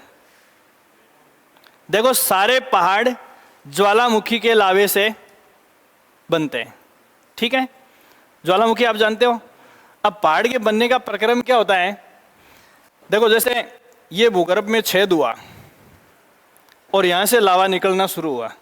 अब जो पुरानी पर्वत श्रृंखलाएं हैं वो जिस लावे से बन रही थी वो शांत हो गया, अब और नया लावा निकलना क्या हो गया, बंद हो गया। तो उनकी हाइट कांस्टेंट हो गई, जर्जर होके वो टूट के नीचे हो रही है। हिमालय नवीनतम है, तो ये क्या होता है, जैसे लावा निकलता है, जैसे दूध को अपन उबालते हैं तो जैसे फुदकता है ना, उछलता ऊपर, ऐसे ही लावा क्या है, उस क्रेटर, उसके ज्वालामुखी के मुंह को अपन क्रेटर कहते हैं, ऐसे धीरे धीरे बढ़ता रहता है। अब ऊपर से ठंडा होने के बाद ये छेद बंद हो जाता है, तो लावा ऊपर आना बंद हो जाता है। ये अम्ब्रेला टाइप हो गया ऊपर से। फिर भी नीचे से जो लावा निकल रहा है वो इसके ऊपर अब भी क्या कर रहा है, दबाव बना रहा है। समझ रहे आप? तो देखो वही बात है, जैसे तो अरावली जब बनी थी तो ये लावा था, उसमें कोई जीवांश नहीं था, इसमें जीवांश है। तो इन फ्यूचर आज भले ही हिमालय में अपने को पेट्रोल नहीं मिला होगा, आने वाले हजारों साल बाद में उसमें भी पेट्रोल के भंडार हो सकते हैं। और जहां आज पेट्रोल नहीं है, आने वाले हजारों साल बाद दुनिया का सबसे बड़ा पेट्रोलियम भंडारण भी मिल सकता है। ये तो इस बात पर निर्भर करता है कि उस भूगर्भ में दबे हुए जीवांशों की स्थिति क्या है। समझ में आ गई बात? तो ये चीज आपको ध्यान में रखना। तो हिमालय क्यों बढ़ रहा है? क्योंकि उसकी मम्मी दूध पिला रही है, हैं? अगला लिखो आप इसमें, देखो जो सवाल है, थोड़ा सा मैं पढ़ने का तरीका बताने लग गया था कि किताब को पढ़ते समय आपके सारे पेज खुले होने चाहिए, फिर मजाक है सवाल खराब हो जाए। मैं आपको बता दूं कि आज तक मैंने ऑब्जेक्टिव टाइप भर्ती परीक्षाओं में कभी खाली सवाल नहीं छोड़ा, कभी खाली। इसमें सेलेक्ट हुआ हूं, इसमें भी 120, 120 और 100 कितने हो गए, 340 सवाल पूरे डार्क किए मैंने। आज तक आरएस प्रीलिम्स जितनी लगी कभी किसी में खाली नहीं छोड़ा और कभी किसी में फेल नहीं हुआ। कारण बस आप पेपर देखते रहो, उसके बाद मान लो कि 100% मेरिट तो रहनी नहीं है। आप अगर आपके 8% सवाल खराब हो रहे हैं, 9% सवाल खराब हो गए, 9% का 3% और ले गया, मान लो नेगेटिव कितने गए, 12% गए, 88% से ऊपर मेरिट नहीं जाती किसी की। तो 10% खुला ऑफर है कि आप खुलकर गलत करो, लेकिन 10% से ज्यादा नहीं होना चाहिए गलत। इसके लिए आपकी पकड़ पूरी होनी चाहिए। इसमें लिखो, इसमें अगली संस्था जो है, अपन खनन की बात कर रहे हैं ना, इसमें पहली संस्था लिखो, राजस्थान राज्य खान एवं खनिज लिमिटेड। राजस्थान राज्य खान एवं खनिज लिमिटेड। राजस्थान राज्य खान एवं खनिज लिमिटेड, इसको शॉर्ट में कहते हैं RSMML।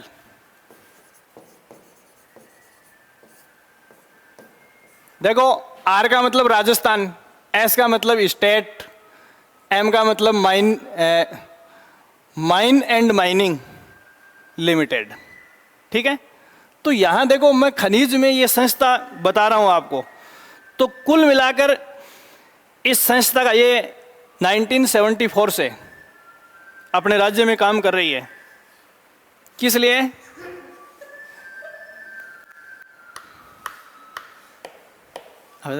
कभी कोई बंसरी बजाता है, कभी पुंगी बजाता है, कभी शहनाई बजती है, कभी बैंड बजता है। इन सब के अपने क्या है, मीनिंग है। अभी ये क्लास बंद करने के बाद कई चीजें बताऊंगा मैं आज आपको, है क्या है ये। देखो, state mines and minerals limited,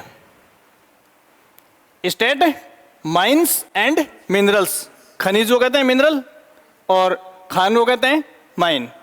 mines and minerals limited RSMML, ये राज्य में जितने भी प्रकार के खनिज, जैसे मैंने बताया कि 82 प्रकार के खनिज पदार्थ भंडारित है, जिनमें से अपन 57 का क्या कर रहे हैं, माइनिंग कर रहे हैं।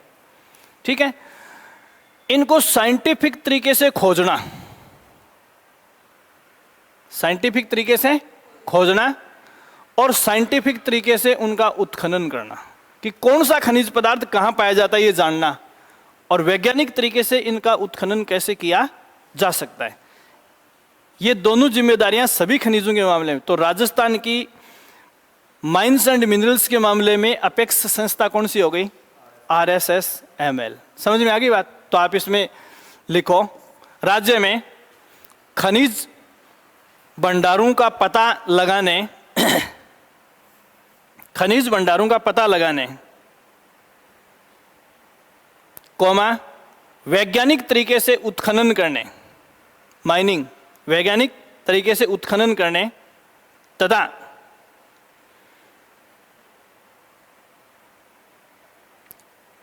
उनसे संबंधित विपणन कार्यों को अंजाम देने के लिए, उनसे संबंधित विपणन कार्यों को अंजाम देने के लिए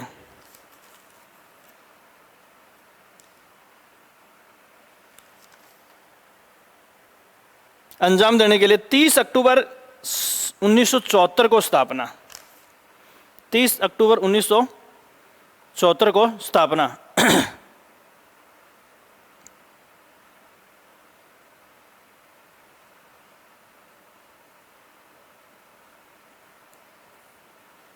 ठीक है, यहां देखो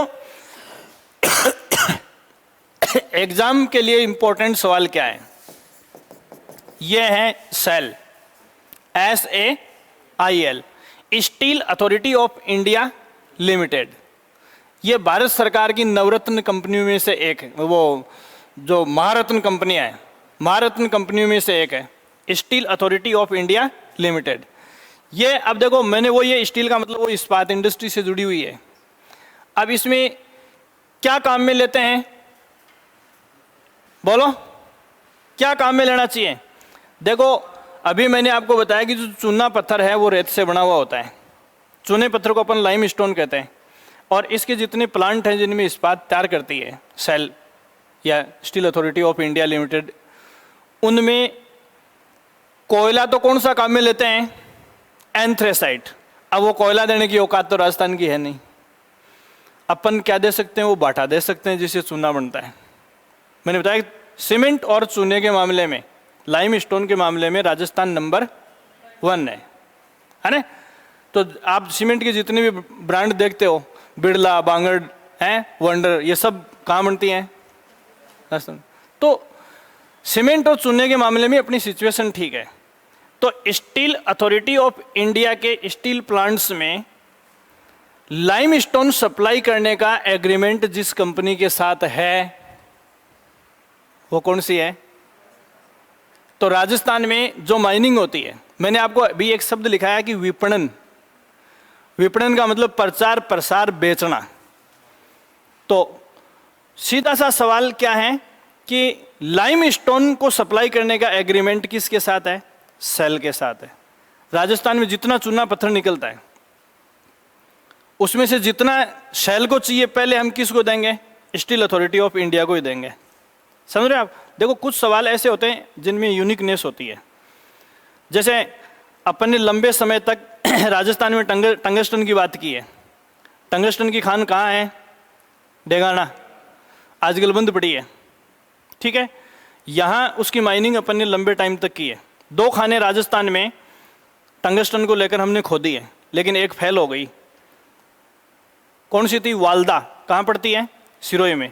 उसमें ज़्यादा अपने को कोई एक्टिविटी करने के लिए मौका नहीं मिला। अनुमान था लेकिन बहुत कम नाम मात्र का मिला, तो उसको अपन ने छोड़ दिया, वो बंद पड़ी है।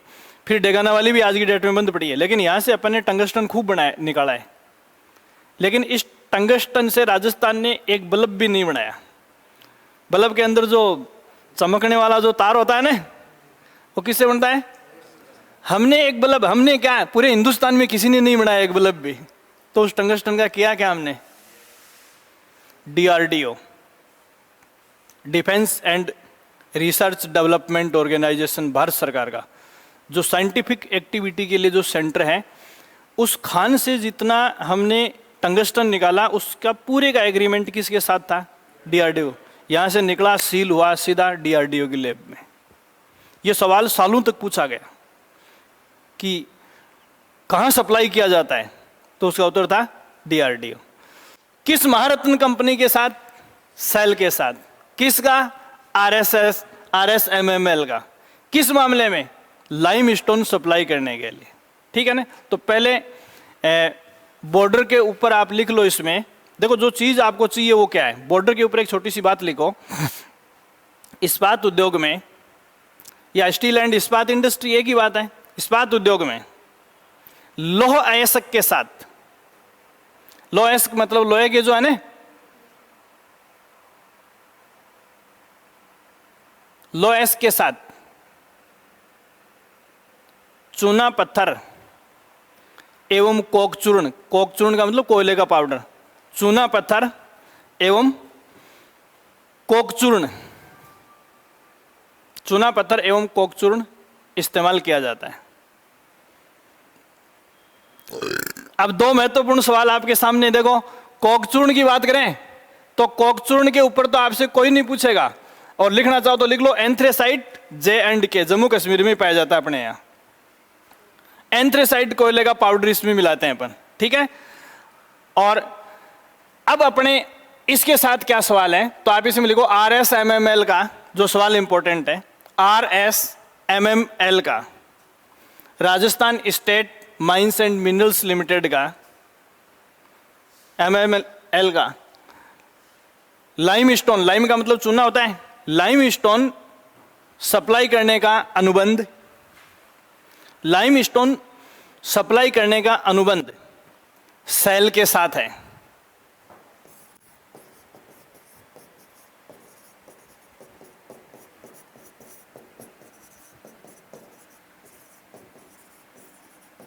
सेल के साथ है, स्टील अथॉरिटी ऑफ इंडिया के साथ। ये भारत सरकार की महारत्न कंपनियों में से एक है। आगे मैं आपको बताऊंगा कि महारत्न है, फिर नवरत्न, मिनी रत्न, ये क्या होती हैं, इनका क्या है, एक सालाना प्रॉफिट या एक टर्नओवर का फॉर्मूला है, वो अपन देखेंगे। अगला सवाल, तेल एवं प्राकृतिक गैस, इस पे आपसे क्या पूछ सकते हैं?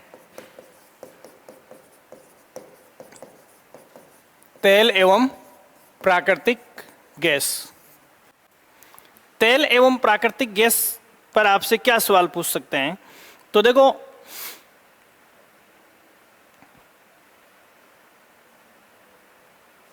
सिचुएशन क्या है, तो पहली चीज हम दो चीजें देखेंगे, उत्पादन और उपभोक्ता।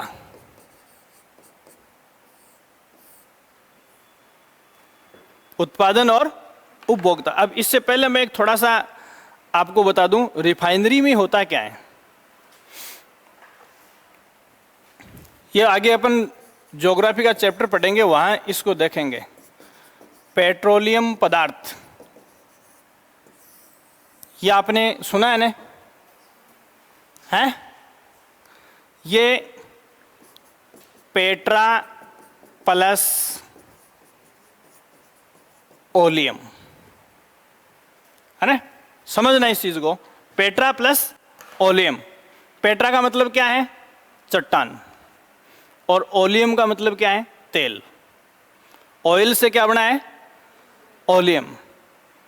पेट्रा प्लस ओलियम, चट्टानी तेल। कुछ पहले पढ़ा क्या?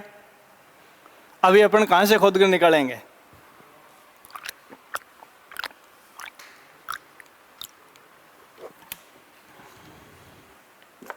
इसकी पिक्चर दिमाग में बनाना। भूगर्भ में क्या होता है, जैसे ये पत्थर की प्लेट है नीचे, इसके ऊपर पत्थर की प्लेट है, और यहां तक मान लो लिक्विड भरा हुआ है, तल से यहां तक चट्टानों से बूंद बूंद टपकता रहता है। समझ में? 2 प्लेट हैं, वैक्यूम जगह रह गई उनके बीच में। और मैंने आपको बताया चट्टानों से कहाँ से टपकेगा, क्योंकि उनमें जीवाश्म दबे हुए हैं, जीवों के अंश दबे हुए हैं। उनसे बूंद बूंद करके इस 2 प्लेटों के बीच में जो स्पेस है उसमें पेट्रोलियम पदार्थ क्या होता है। पेट्रोलियम खाली पेट्रोल नहीं है, मिक्स है ये। पेट्रोलियम पदार्थ का मतलब बहुत कुछ है, अभी मैं आपको बता रहा हूं। तो इसको पेट्रा प्लस ओलियम, चट्टानी तेल। चट्टानों से तेल कहां से आया? पेड़ पौधे और जीव जंतु दबे हुए हैं। जहाँ अपन भी कोई आदमी को ज्यादा काम कराना है, तेल काट लियो तो ठीक है। अब अपन जमीन से ऊपर जाएंगे तो टेम्परेचर क्या होता है? कम होता है, पता है ना? प्रति 165 मीटर की हाइट पर 1 डिग्री सेल्सियस टेम्परेचर कम होता है। इसे टेम्परेचर लैप्स रेट कहा जाता है। हजारों बार पूछा गया ये परीक्षाओं में, ठीक है। भूगर्भ के अंदर जाएंगे, प्रति 20 मीटर की गहराई के साथ 1 डिग्री सेल्सियस टेम्परेचर बढ़ता जाता है। और पृथ्वी के केंद्र या क्रोड की तरफ जाने पर ये रेट और भी ज़्यादा बढ़ जाती है। इसीलिए पृथ्वी के केंद्र बिंदु में या क्रोड भाग में लोहा जैसी धातुएं भी तरल अवस्था में पाई जाती है। लोहा भी लिक्विड फॉर्म में है, इतना टेम्परेचर बढ़ जाता है, हजारों डिग्री सेल्सियस टेम्परेचर हो जाता है।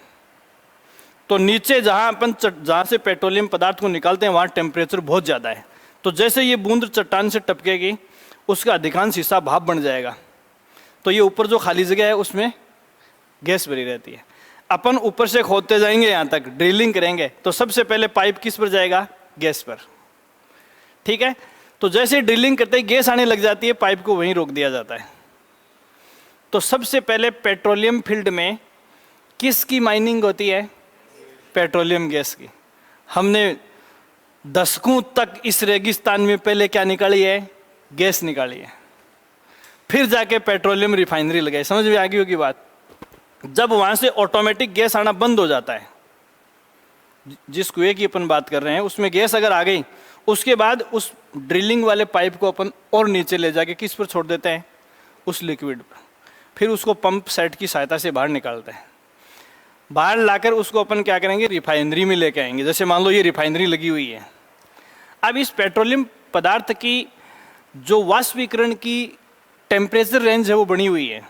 जैसे इस कमरे, अब नीचे तो बहुत ज़्यादा दबाव था इसलिए लिक्विड था, वो नीचे तो बहुत ज़्यादा दबाव था इसलिए लिक्विड था और ठंडा पड़ा था।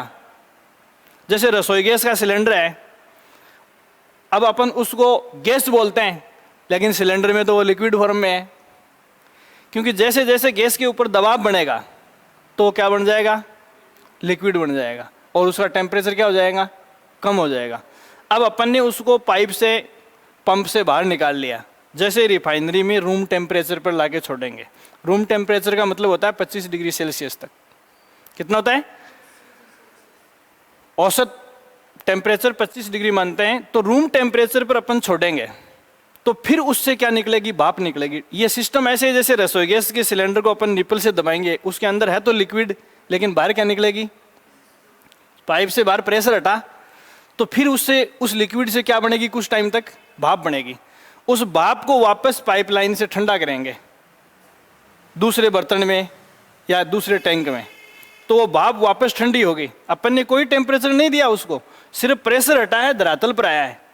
तो 25 डिग्री सेल्सियस के ऊपर लाके अपन उसको ऐसे ही छोड़ देते हैं बिना किसी भट्टी के। कुछ टाइम तक वो गैस बनती है और वापस ठंडी होकर दूसरे टैंक में बूंद बूंद करके वो क्या हो जाती है? लिक्विड में बन जाती है। क्या है? पेट्रोल। पेट्रोलियम पदार्थ से उत्खनन के बाद रूम टेम्परेचर तक हम जिस ईंधन को सेपरेट करते हैं वो क्या है? पेट्रोल है।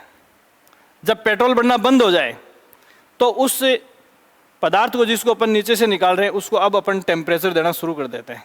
25 से लेकर 40 डिग्री तक टेम्परेचर धीरे धीरे बढ़ाएंगे। 40 डिग्री टेम्परेचर की रेंज तक अपन बढ़ाएंगे तो फिर उसकी क्या बनेगी? भाप बनेगी। हमेशा हर चीज़ पानी की तरह 100 डिग्री सेल्सियस पर नहीं उबलती है। पहले वो 25 से 40 डिग्री सेल्सियस पर उबालेंगे उसको, तो फिर भाप बनेगी, उसको ठंडा करेंगे तो क्या बनेगा? केरोसिन। क्या बनेगा? ठीक है। फिर 40 डिग्री सेल्सियस पर अपन ने कांस्टेंट करके छोड़ दिया, भाप बनना बंद हो गई। अपन उससे पाइपलाइन को दूसरे में डालेंगे, 40 से लेकर 80 डिग्री सेल्सियस तक धीरे धीरे उसका टेम्परेचर बढ़ाएंगे, तो उससे क्या निकलेगा? डीजल। ठीक है। अब देखो मेरी बात सुनो, आप आम बात करें कि पेट्रोल पंप वालों किरासन तेल मिला है, क्या मिला है? पेट्रोल में कि डीजल में? दोनों में। केरोसिन तेल की प्रॉपर्टी डीजल और पेट्रोल के बीच की है। केरोसिन में, केरोसिन से पहले कौन आता है? और केरोसिन के बाद कौन आता है? दोनों के लक्षण हैं उसमें।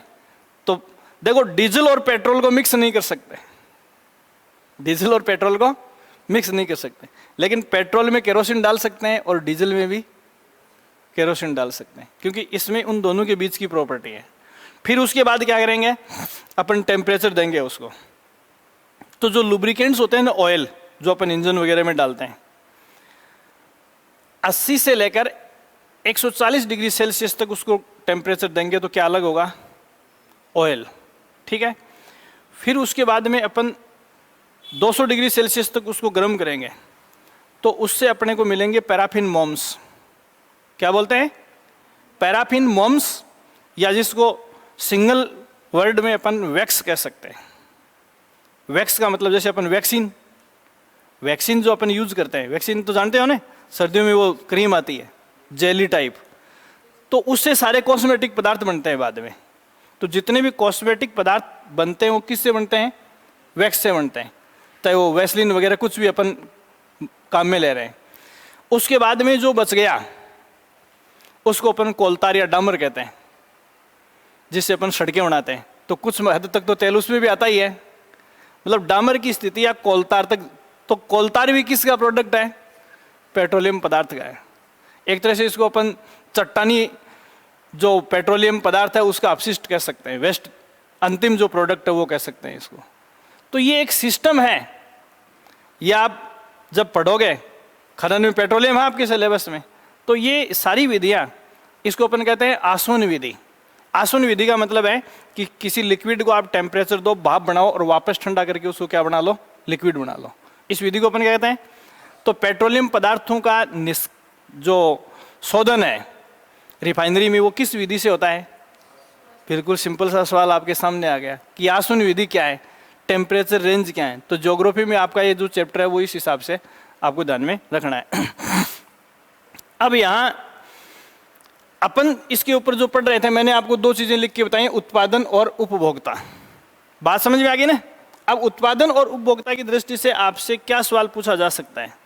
तो देखो, अगर भारत की बात देखें तो भारत दुनिया में कितने नंबर का उपभोक्ता है? उपभोक्ता की दृष्टि से भारत तीसरे नंबर पर है। किस नंबर पे है? तीसरे नंबर पर। सबसे बड़ा उपभोक्ता यूएसए, उसके बाद चीन, उसके बाद भारत। इंपॉर्टेंट सवाल है, सीक्वेंस पूछा जा सकता है। अगर आप बड़ी परीक्षा दे रहे हो, टॉप 3 को पूछा जा सकता है। अगर आप छोटी परीक्षा दे रहे हो तो पेट्रोलियम पदार्थों का सबसे बड़ा उपभोक्ता यूएसए, भारत का स्थान तीसरा। अलग अलग करके पूछ सकते हैं, और अगर आप थोड़ी सी बड़ी दे रहे हो तो तीनों को एक साथ पूछ सकते हैं। तो उत्पादन की दृष्टि से ये लिख लो आप। उत्पादन की दृष्टि से है, सॉरी, उपभोक्ता, ये गलत जगह लिख दिया, उपभोक्ता के सामने लिखना है इसको, गलत बोल दिया मैंने।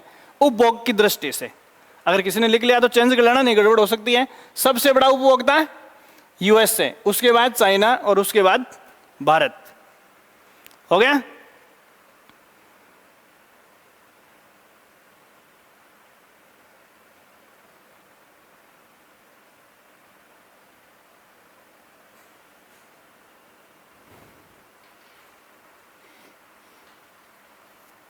ठीक है। अब उत्पादन की बात करें अपन।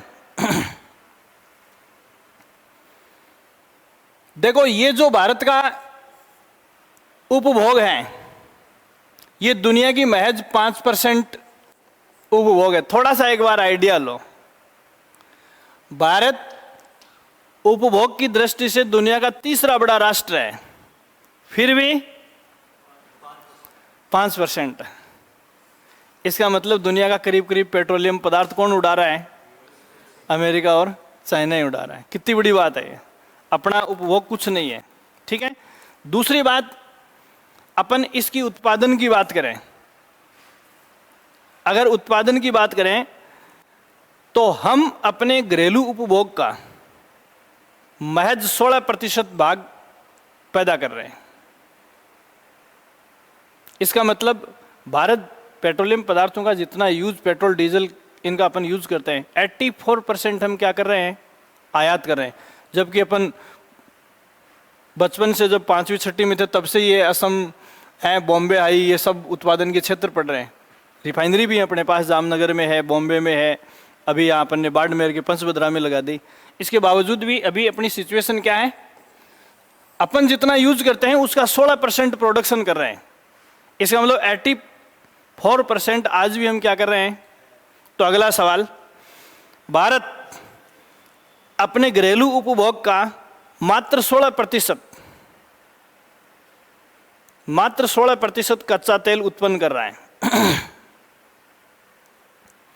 मात्र 16% कच्चा तेल उत्पन्न कर रहा है। 16% कच्चा तेल उत्पन्न कर रहा है।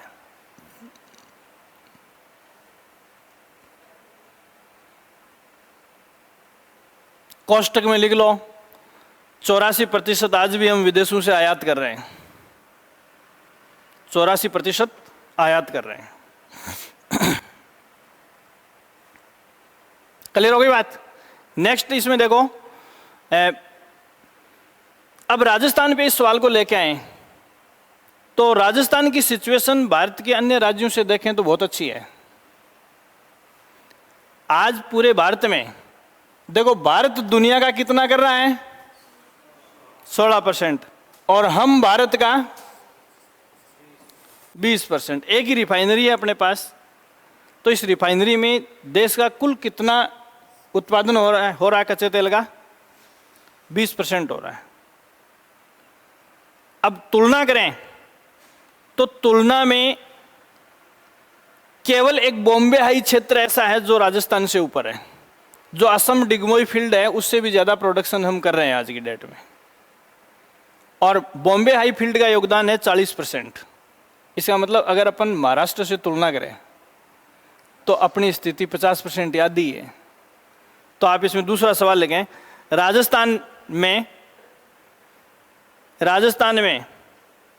या राजस्थान का कच्चे तेल उत्पादन में, ऐसे लिख लो शॉर्ट में, राजस्थान का कच्चे तेल उत्पादन में बॉम्बे हाई के बाद दूसरा स्थान है। बॉम्बे हाई के बाद दूसरा स्थान है। बॉम्बे हाई के बाद दूसरा स्थान है।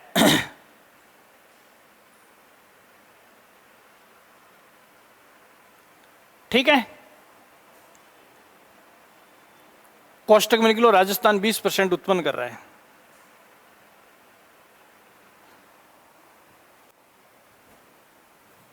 अब एक शब्द मैं यहां बता रहा हूं, पेट्रोली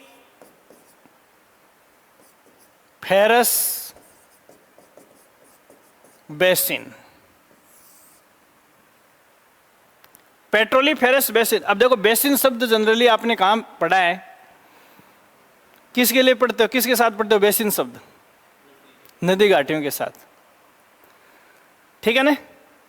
सामान्यतया खुला बेसिन शब्द नदी घाटियों के लिए होता है, और इस बेसिन से पहले पेट्रोलियम शब्द लगा दिया तो इसका मीनिंग कुछ और हो जाता है। अभी मैंने आपको बताया कि जैसे चट्टानें हैं उनके रिसाव से, अब किसी फील्ड में जीवाश्म पुराने दबे हुए हैं, किसी में बिल्कुल नए दबे हुए हैं, किसी में बीच के दबे हुए हैं, तो जैसे जैसे उन जीवाश्मों की आयु बढ़ती जाती है वैसे वैसे उनसे पेट्रोलियम पदार्थ विसर्जित होने लगते हैं।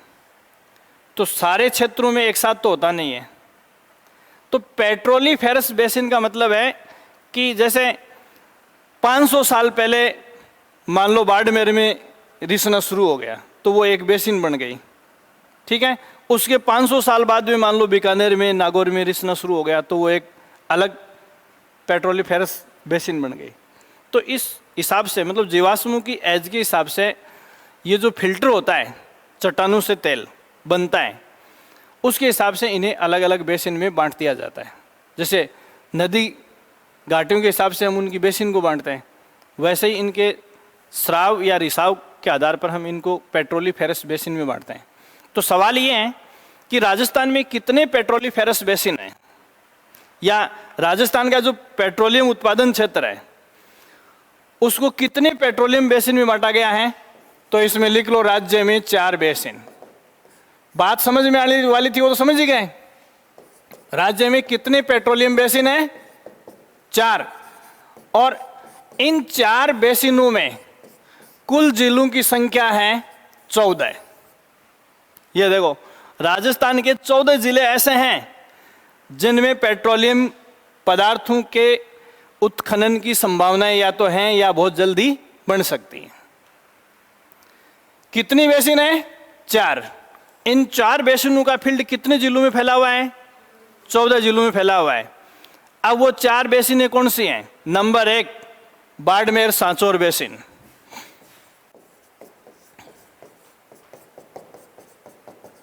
बाड़मेर सांचौर बेसिन, ये 2 जिलों में फैली हुई है, बाड़मेर और जालोर में। बाड़मेर व जालोर में पहली बेसिन, बाड़मेर सांचौर बेसिन, बाड़मेर व जालोर में। दूसरा है जैसलमेर बेसिन, जैसलमेर बेसिन, ये खाली जैसलमेर में है, एक ही जिले में फैली हुई है। किसमें है? जैसलमेर में। तीसरी बेसिन है बीकानेर नागौर बेसिन, बीकानेर नागौर बेसिन।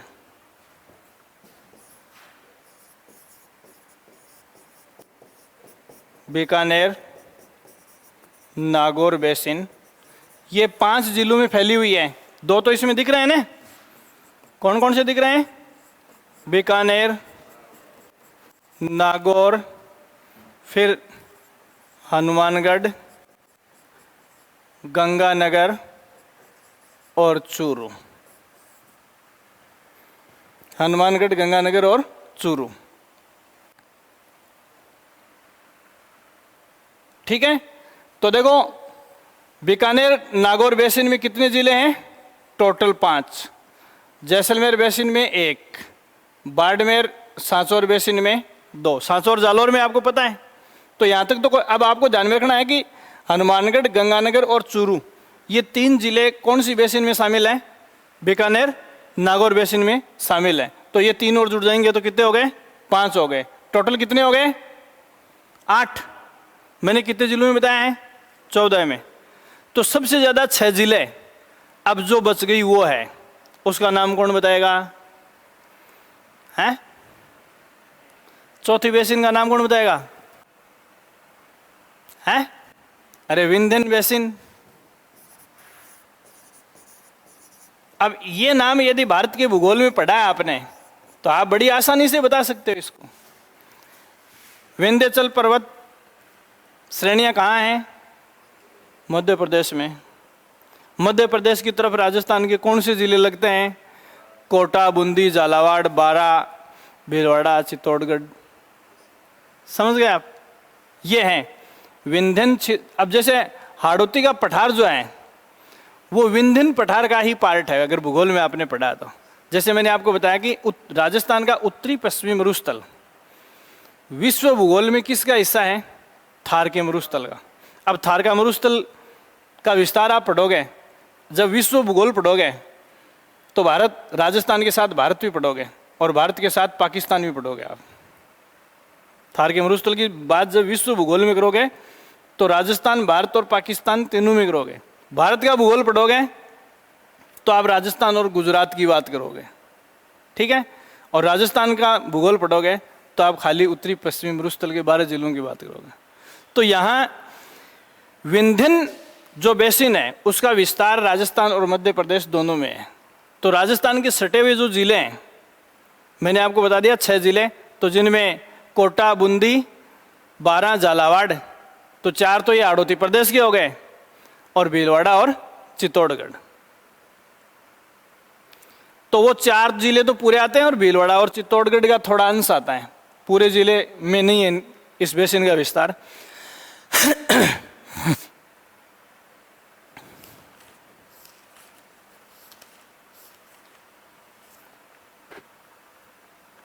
ठीक है, अब देखो इसके लिए अगला महत्वपूर्ण सवाल जो है वो क्या है।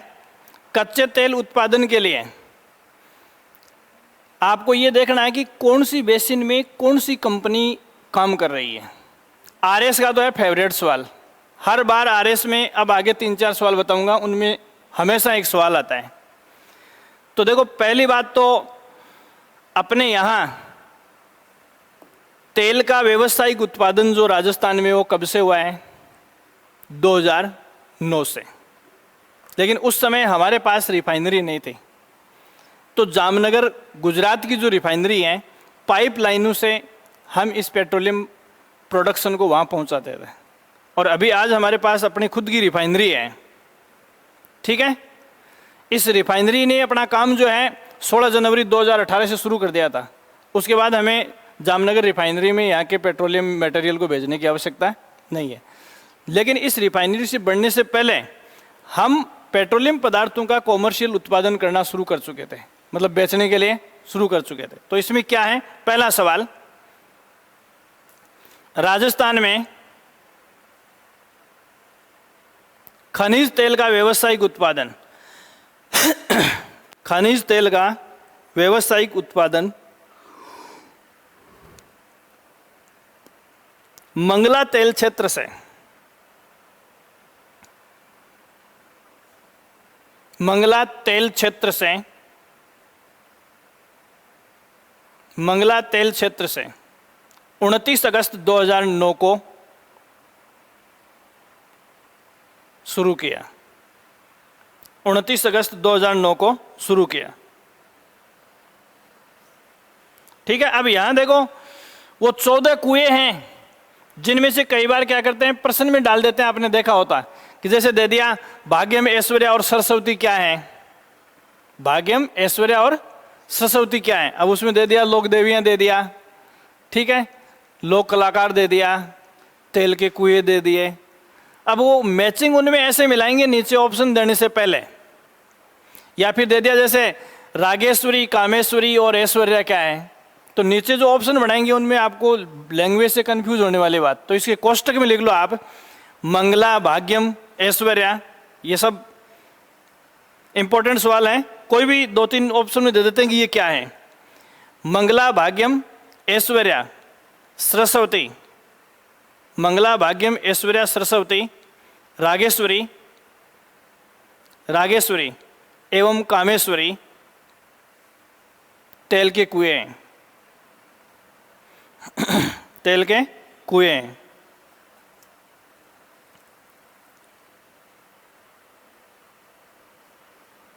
ठीक है, अब यहां जो इंपॉर्टेंट सवाल मैं आपको बता रहा था, उत्खनन कंपनियां, बस यही टॉपिक करेंगे। पता है अब तक आ गए आप हैं, मैं तो 10 दिन में आपको पूरा पढ़ा सकता हूं, 15 दिन मान लो, इतना टाइम लगता है।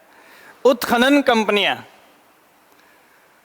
अब देखो मैं पेट्रोलियम पदार्थों के साथ पढ़ा रहा हूं और ये बता चुका कि आरपीएससी में आरएस की भर्ती के लिए ये हमेशा इंपॉर्टेंट पॉइंट रहता है, क्योंकि ये चीज़ें चेंज होती रहती हैं टाइम के साथ। पहला सवाल देखो, मैं आपसे ये बता रहा हूं कि बाड़मेर सांचौर बेसिन जो है, अब देखना यहां पहला मैं आपको बता रहा हूं बाड़मेर सांचौर बेसिन, मतलब कौन से जिले हो गए, यहां इसमें क्षेत्रवार लिख लेना कोष्टक में, सवाल की में ज्यादा लिखने की जरूरत नहीं है, बात समझ लेना। बाड़मेर सांचौर बेसिन कहां है ये, तो यहां उत्खनन के लिए पट्टे जिस कंपनी को दिए गए हैं, बाड़मेर और जालौर में है ना, तो चाहे तो ये दे दे कि बाड़मेर और सांचौर बेसिन में, या इसको दूसरे वे में मैंने ऊपर लिखा दिया कौन से जिलों में है ये, बाड़मेर और जालौर जिलों में किस कंपनी को पेट्रोलियम उत्खनन के पट्टे दिए गए। ठीक है, तो इसका उत्तर आएगा केयर्न वेदांता।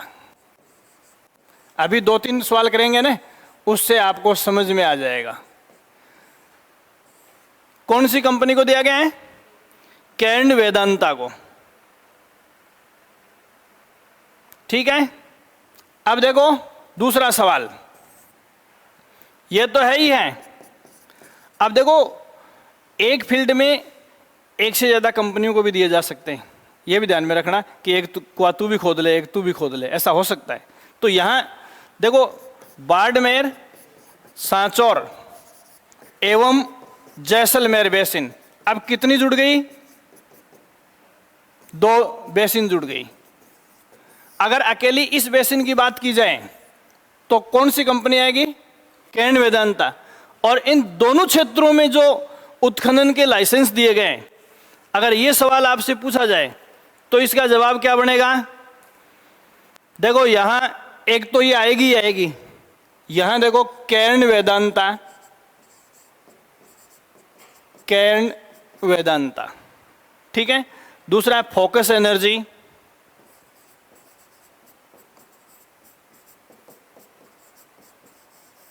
Focus energy. तीसरा है ONGCL, ONGCL। और चौथा है OIL। पूरे नाम जानते हो क्या, जानते हो, फिर लिखने की जरूरत नहीं है, कोई नहीं जानता तो पूछ लेना। देखो ये चीजें आगे भी आएंगे, केयर्न वेदांता, फोकस एनर्जी, इसके अलावा ONGCL, ये oil and natural gas corporation limited, oil and natural gas corporation limited, या ऑयल एवं प्राकृतिक गैस निगम लिमिटेड, ये हिंदी में हो जाएगा इसका नाम। OIL, oil India limited. OIL का मतलब क्या है, ऑयल इंडिया लिमिटेड। अब देखो यहां कोई खास चीज निकल के आई क्या, ऐसी कंपनी जिसको बाड़मेर, सांचौर एवं जैसलमेर बेसिन में पट्टे दिए गए हैं, क्या होगी, केयर्न वेदांता। दोनों जगह इसके पास हैं, बाकी 3 के पास इसी में है। फिर अगला सवाल देखो आपसे जो पूछ सकते हैं वो क्या है,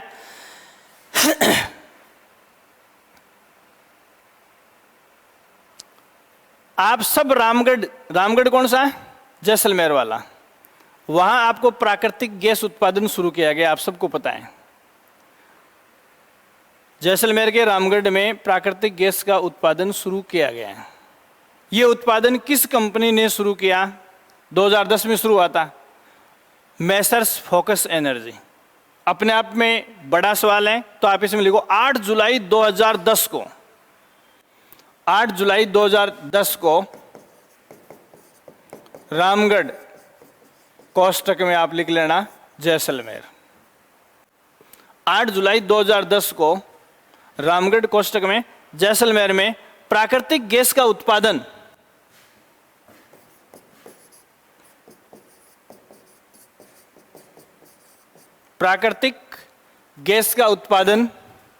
शुरू किया गया। प्राकृतिक गैस का उत्पादन शुरू किया गया।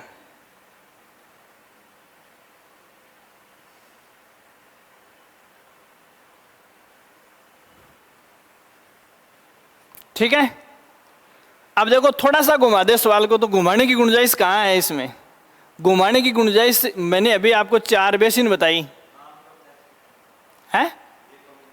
कंपनी का नाम है मैसर्स फोकस एनर्जी द्वारा, लिखा नहीं क्या,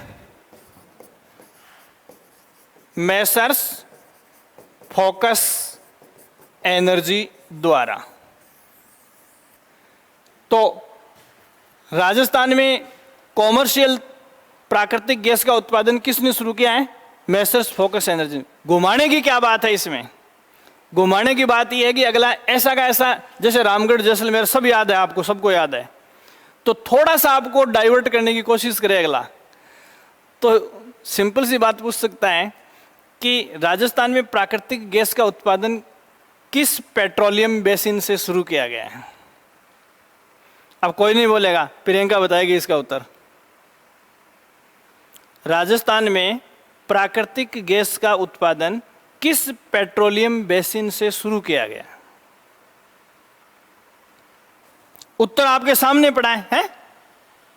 ये बेसिन ही तो बताइए मैंने, बाड़मेर सांचौर बेसिन, सॉरी हाँ, और उसके बाद में जैसलमेर बेसिन, उसके बाद में मैंने आपको बीकानेर नागौर बेसिन, उसके बाद विंध्यन बेसिन बताई, और ये प्लांट लगा है रामगढ़ जैसलमेर में। तो कौन सी बेसिन हो गई है भाई? ये तो बाड़मेर और जालोर का है, और वो प्लांट लगा कहाँ है? तो कौन सी हो गई? जैसलमेर, दूसरे वाली। जैसलमेर बेसिन से प्राकृतिक गैस का उत्पादन शुरू हुआ है। किस कंपनी ने किया है? मैसर्स फोकस एनर्जी ने। अब देखो, थोड़ा सा आपने वो वर्गीकरण नहीं पढ़ा है तो आपको बावड़ा बनाया जा सकता है, और वर्गीकरण पढ़ा हुआ है तो ही आपको पढ़ने की जरूरत ही नहीं है। कई बार ऐसा होता है कि सवाल में ही उत्तर होता है। भाई आपने ये 4 बेसिन पढ़ी हुई हैं कि बाड़मेर सांचौर बेसिन है, जैसलमेर बेसिन है, बीकानेर नागौर बेसिन है और विंध्यन बेसिन है। जिले मैंने आपको बता दिया कि बाड़मेर सांचौर में बाड़मेर और जालोर है, जैसलमेर बेसिन में खाली जैसलमेर है। उसके बाद मैंने आपको 5 डिस्ट्रिक्ट किस में बताए हैं? नागौर बीकानेर बेसिन में बताएं, और बचे हुए 6 किस में बताएं? विंध्यन बेसिन में। ये वर्गीकरण पढ़ लिया ना। अब अगला, ये आपको पता है कि राजस्थान में प्राकृतिक गैस का उत्पादन जो है कहाँ शुरू हुआ है? रामगढ़ में। रामगढ़ जैसलमेर में पड़ता है। ये सारी चीजें भुला के अगला पूछे कौन सी बेसिन से प्राकृतिक गैस के उत्पादन की शुरुआत हुई है? अब बात वो सारी पड़ी हुई है, फिर भी नहीं कर पा रहे हो, क्योंकि आप इस चीज को किससे कनेक्ट नहीं कर पा रहे हो? इन बेसिन से कनेक्ट नहीं कर पा रहे हो। कुछ नहीं पूछ के भी आपको वहां भ्रमित किया जा सकता है। इसके ऊपर कबीर जी ने क्या कहा है? क्या ढूंढते हो पीरू, आप ही में आप हो। है तो ढूंढ किसे रहे हो? जो आपके भीतर बैठा है। 5 से लेकर 8 तक सवाल ऐसे होते हैं एग्जाम में,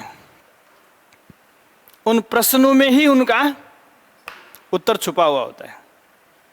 बस ढूंढने वाला चाहिए। जैसे ये मैंने आपको बताया, सबका पढ़ा हुआ होता है। ये कौन पढ़ के नहीं जाता, मुझे ये बताओ? कौन पढ़ के नहीं जाता? पढ़ के जाते हैं, सबको याद होता है। अगले ने थोड़ा सा क्लू चेंज कर दिया कि देखते हैं कि इसका दिमाग चलता है कि रट के आया है, तो वो आपकी रटी हुई और समझी हुई बात को परख लेता है। क्लियर हो गई ये बात? तो यहाँ थोड़ा सा ऐसा एक्सपेरिमेंट पेपर के साथ होता है। आप ये देखें कि पेपर सेटर का दिमाग कहाँ कहाँ जा सकता है। ये बहुत बड़ी बात होती है, और सवाल वही होते हैं जहाँ से आते रहे हैं वहीं से आगे भी आएंगे, कोई नहीं पता थोड़े होंगे। नेक्स्ट आप इसमें जो सवाल मैं आपको बताना चाहता हूं वो क्या है? अभी कुछ नए तेल ब्लॉक जो हैं, देखो बीकानेर नागौर बेसिन की अपन बात करें, उसके लिए अभी अपन ने ब्लॉक नहीं पढ़े। तो ये 2020 में बीकानेर नागौर बेसिन में कोई कुआं नहीं खुदा है, अभी आपको पता है नहीं खुदा ने, उधर खुद चुके उनकी अपन बात कर रहे हैं। तो यहां अब ड्रिलिंग होगी, पेट्रोलियम कुओं को खोदा जाएगा। इसके लिए जो टेंडर दिया गया 17 नवंबर 2020 को, वो किस कंपनी को दिया गया है? Oil India limited. कहने का मतलब यहां नागौर, बीकानेर, गंगानगर, हनुमानगढ़ और चूरू, इस वी शेप्ड जोन में तेल के कुएं कौन खोदेगा?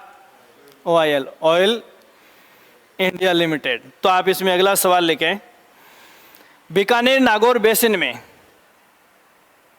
17 नवंबर 2020 को 17 नवंबर 2020 को ऑयल इंडिया लिमिटेड को लाइसेंस जारी किया गया है।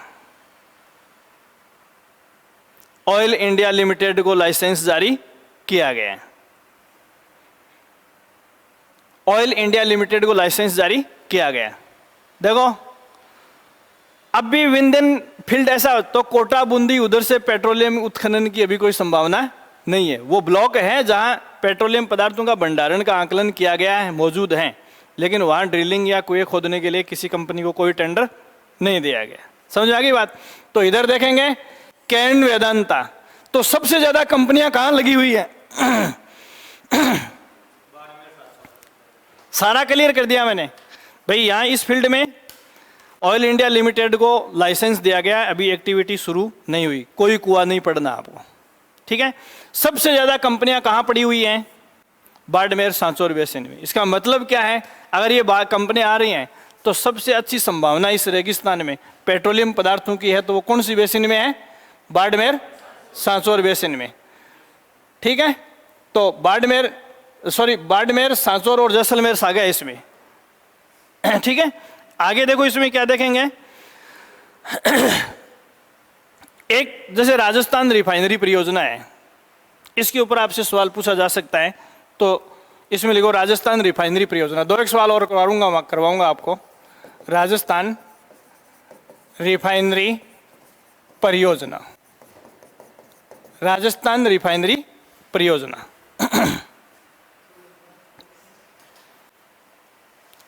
राजस्थान रिफाइनरी परियोजना, देखो ये राजस्थान सरकार की है।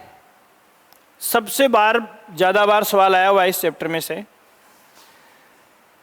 ये राजस्थान सरकार ने किस कंपनी के साथ मिलकर लगाई है?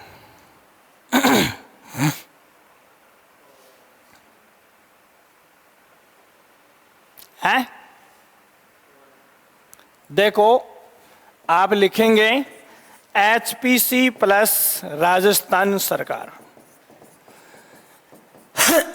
हिंदुस्तान पेट्रोलियम कॉरपोरेशन या हिंदुस्तान पेट्रोलियम निगम।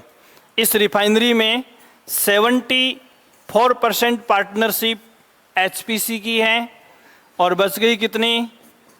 26% किसकी है? राजस्थान सरकार की। देखो सीधा आपके ग्रेड की बात करें, टीचर्स की भर्ती की बात करें, तो राजस्थान सरकार के साथ किसका है? HPCL लिमिटेड है, तो एल और लिख लो, HPCL Hindustan petroleum corporation limited, HPCL। और राजस्थान सरकार का थोड़ा सा आगे बढ़ाया जाए तो परसेंटेज वगैरह करके 4 ऑप्शन बना देते हैं। तो 74% पार्टनरशिप किसकी है? HPCL की। और राजस्थान सरकार की हिस्सेदारी मात्र कितनी है? वही बात है, मैंने आपको बताया था कि अपने पास संसाधन नहीं है, ना टेक्नोलॉजी है, ना पैसा है, दोनों ही नहीं है। तो देखो तेल अपना है, लेकिन 74% पार्टनरशिप किसको देनी पड़ी? HPCL को देनी पड़ी। HPCL क्या है? भारत सरकार का उपक्रम है। नेक्स्ट देखो, एक पेट्रोकेमिकल, अभी मैं आपको वो सारी चीजें क्यों बता रहा था समझने के लिए। तो पेट्रोलियम पदार्थों को अपन परिशोधित करते हैं, तो हर लेयर के ऊपर करते करते करते करते अपन कहां पहुंच जाते हैं? डामर तक पहुंच जाते हैं। तो इसका मतलब पेट्रोलियम पदार्थों में बहुत सारी केमिकल प्रॉपर्टीज होती हैं। तो देखो यहां अभी तक राजस्थान की बात नहीं है, भारत के पास भी इससे संबंधित कोई टेक्नोलॉजी नहीं है। तो यहाँ पेट्रोलियम के बारे में अपने पास कोई लिटरेसी नहीं है, एक रिफाइनरी लगाई, कोई बहुत बड़ी बात नहीं है। तो जयपुर में एक पेट्रोकेमिकल इंजीनियरिंग कॉलेज की स्थापना कर दी है। इस रिफाइनरी की जो केमिकल प्रॉपर्टीज़ हैं, इनकी स्टडी के लिए अलग से एक इंजीनियरिंग कॉलेज बना दी है। क्लियर हो गई बात? और ये देखो राजस्थान में तो है ही एक, भारत में इससे पहले जितनी रिफाइनरी लगी है उनमें से कोई ऐसी रिफाइनरी नहीं है जिसमें पेट्रोकेमिकल प्रॉपर्टीज की स्टडी के लिए कोई कॉम्प्लेक्स बना हो। तो भले ही ये राजस्थान की भारत की पहली रिफाइनरी नहीं होगी, लेकिन भारत की पहली पेट्रोकेमिकल रिफाइनरी अवश्य है। तो इसमें लिखो देश की पहली petrochemical complex refinery, petro chemical complex refinery, petrochemical complex refinery कौन सी है? राजस्थान रिफाइनरी है। ठीक है, इसके लिए मैंने आपको बता दिया कि स्टडी के लिए अलग से एक इंजीनियरिंग कॉलेज, और हो सकता है कि इन फ्यूचर वो यूनिवर्सिटी का रूप भी ले लें।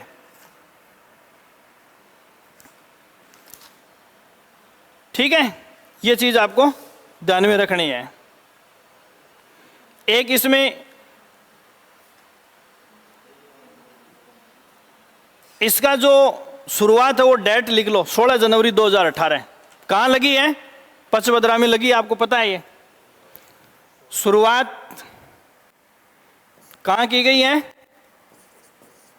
पचवदरा में। क्या लिखोगे? डेट क्या है इसकी? है हाँ, 16 जनवरी 2018। ये मोटे मोटे सवाल जो है वो अपने को इसमें देखने हैं।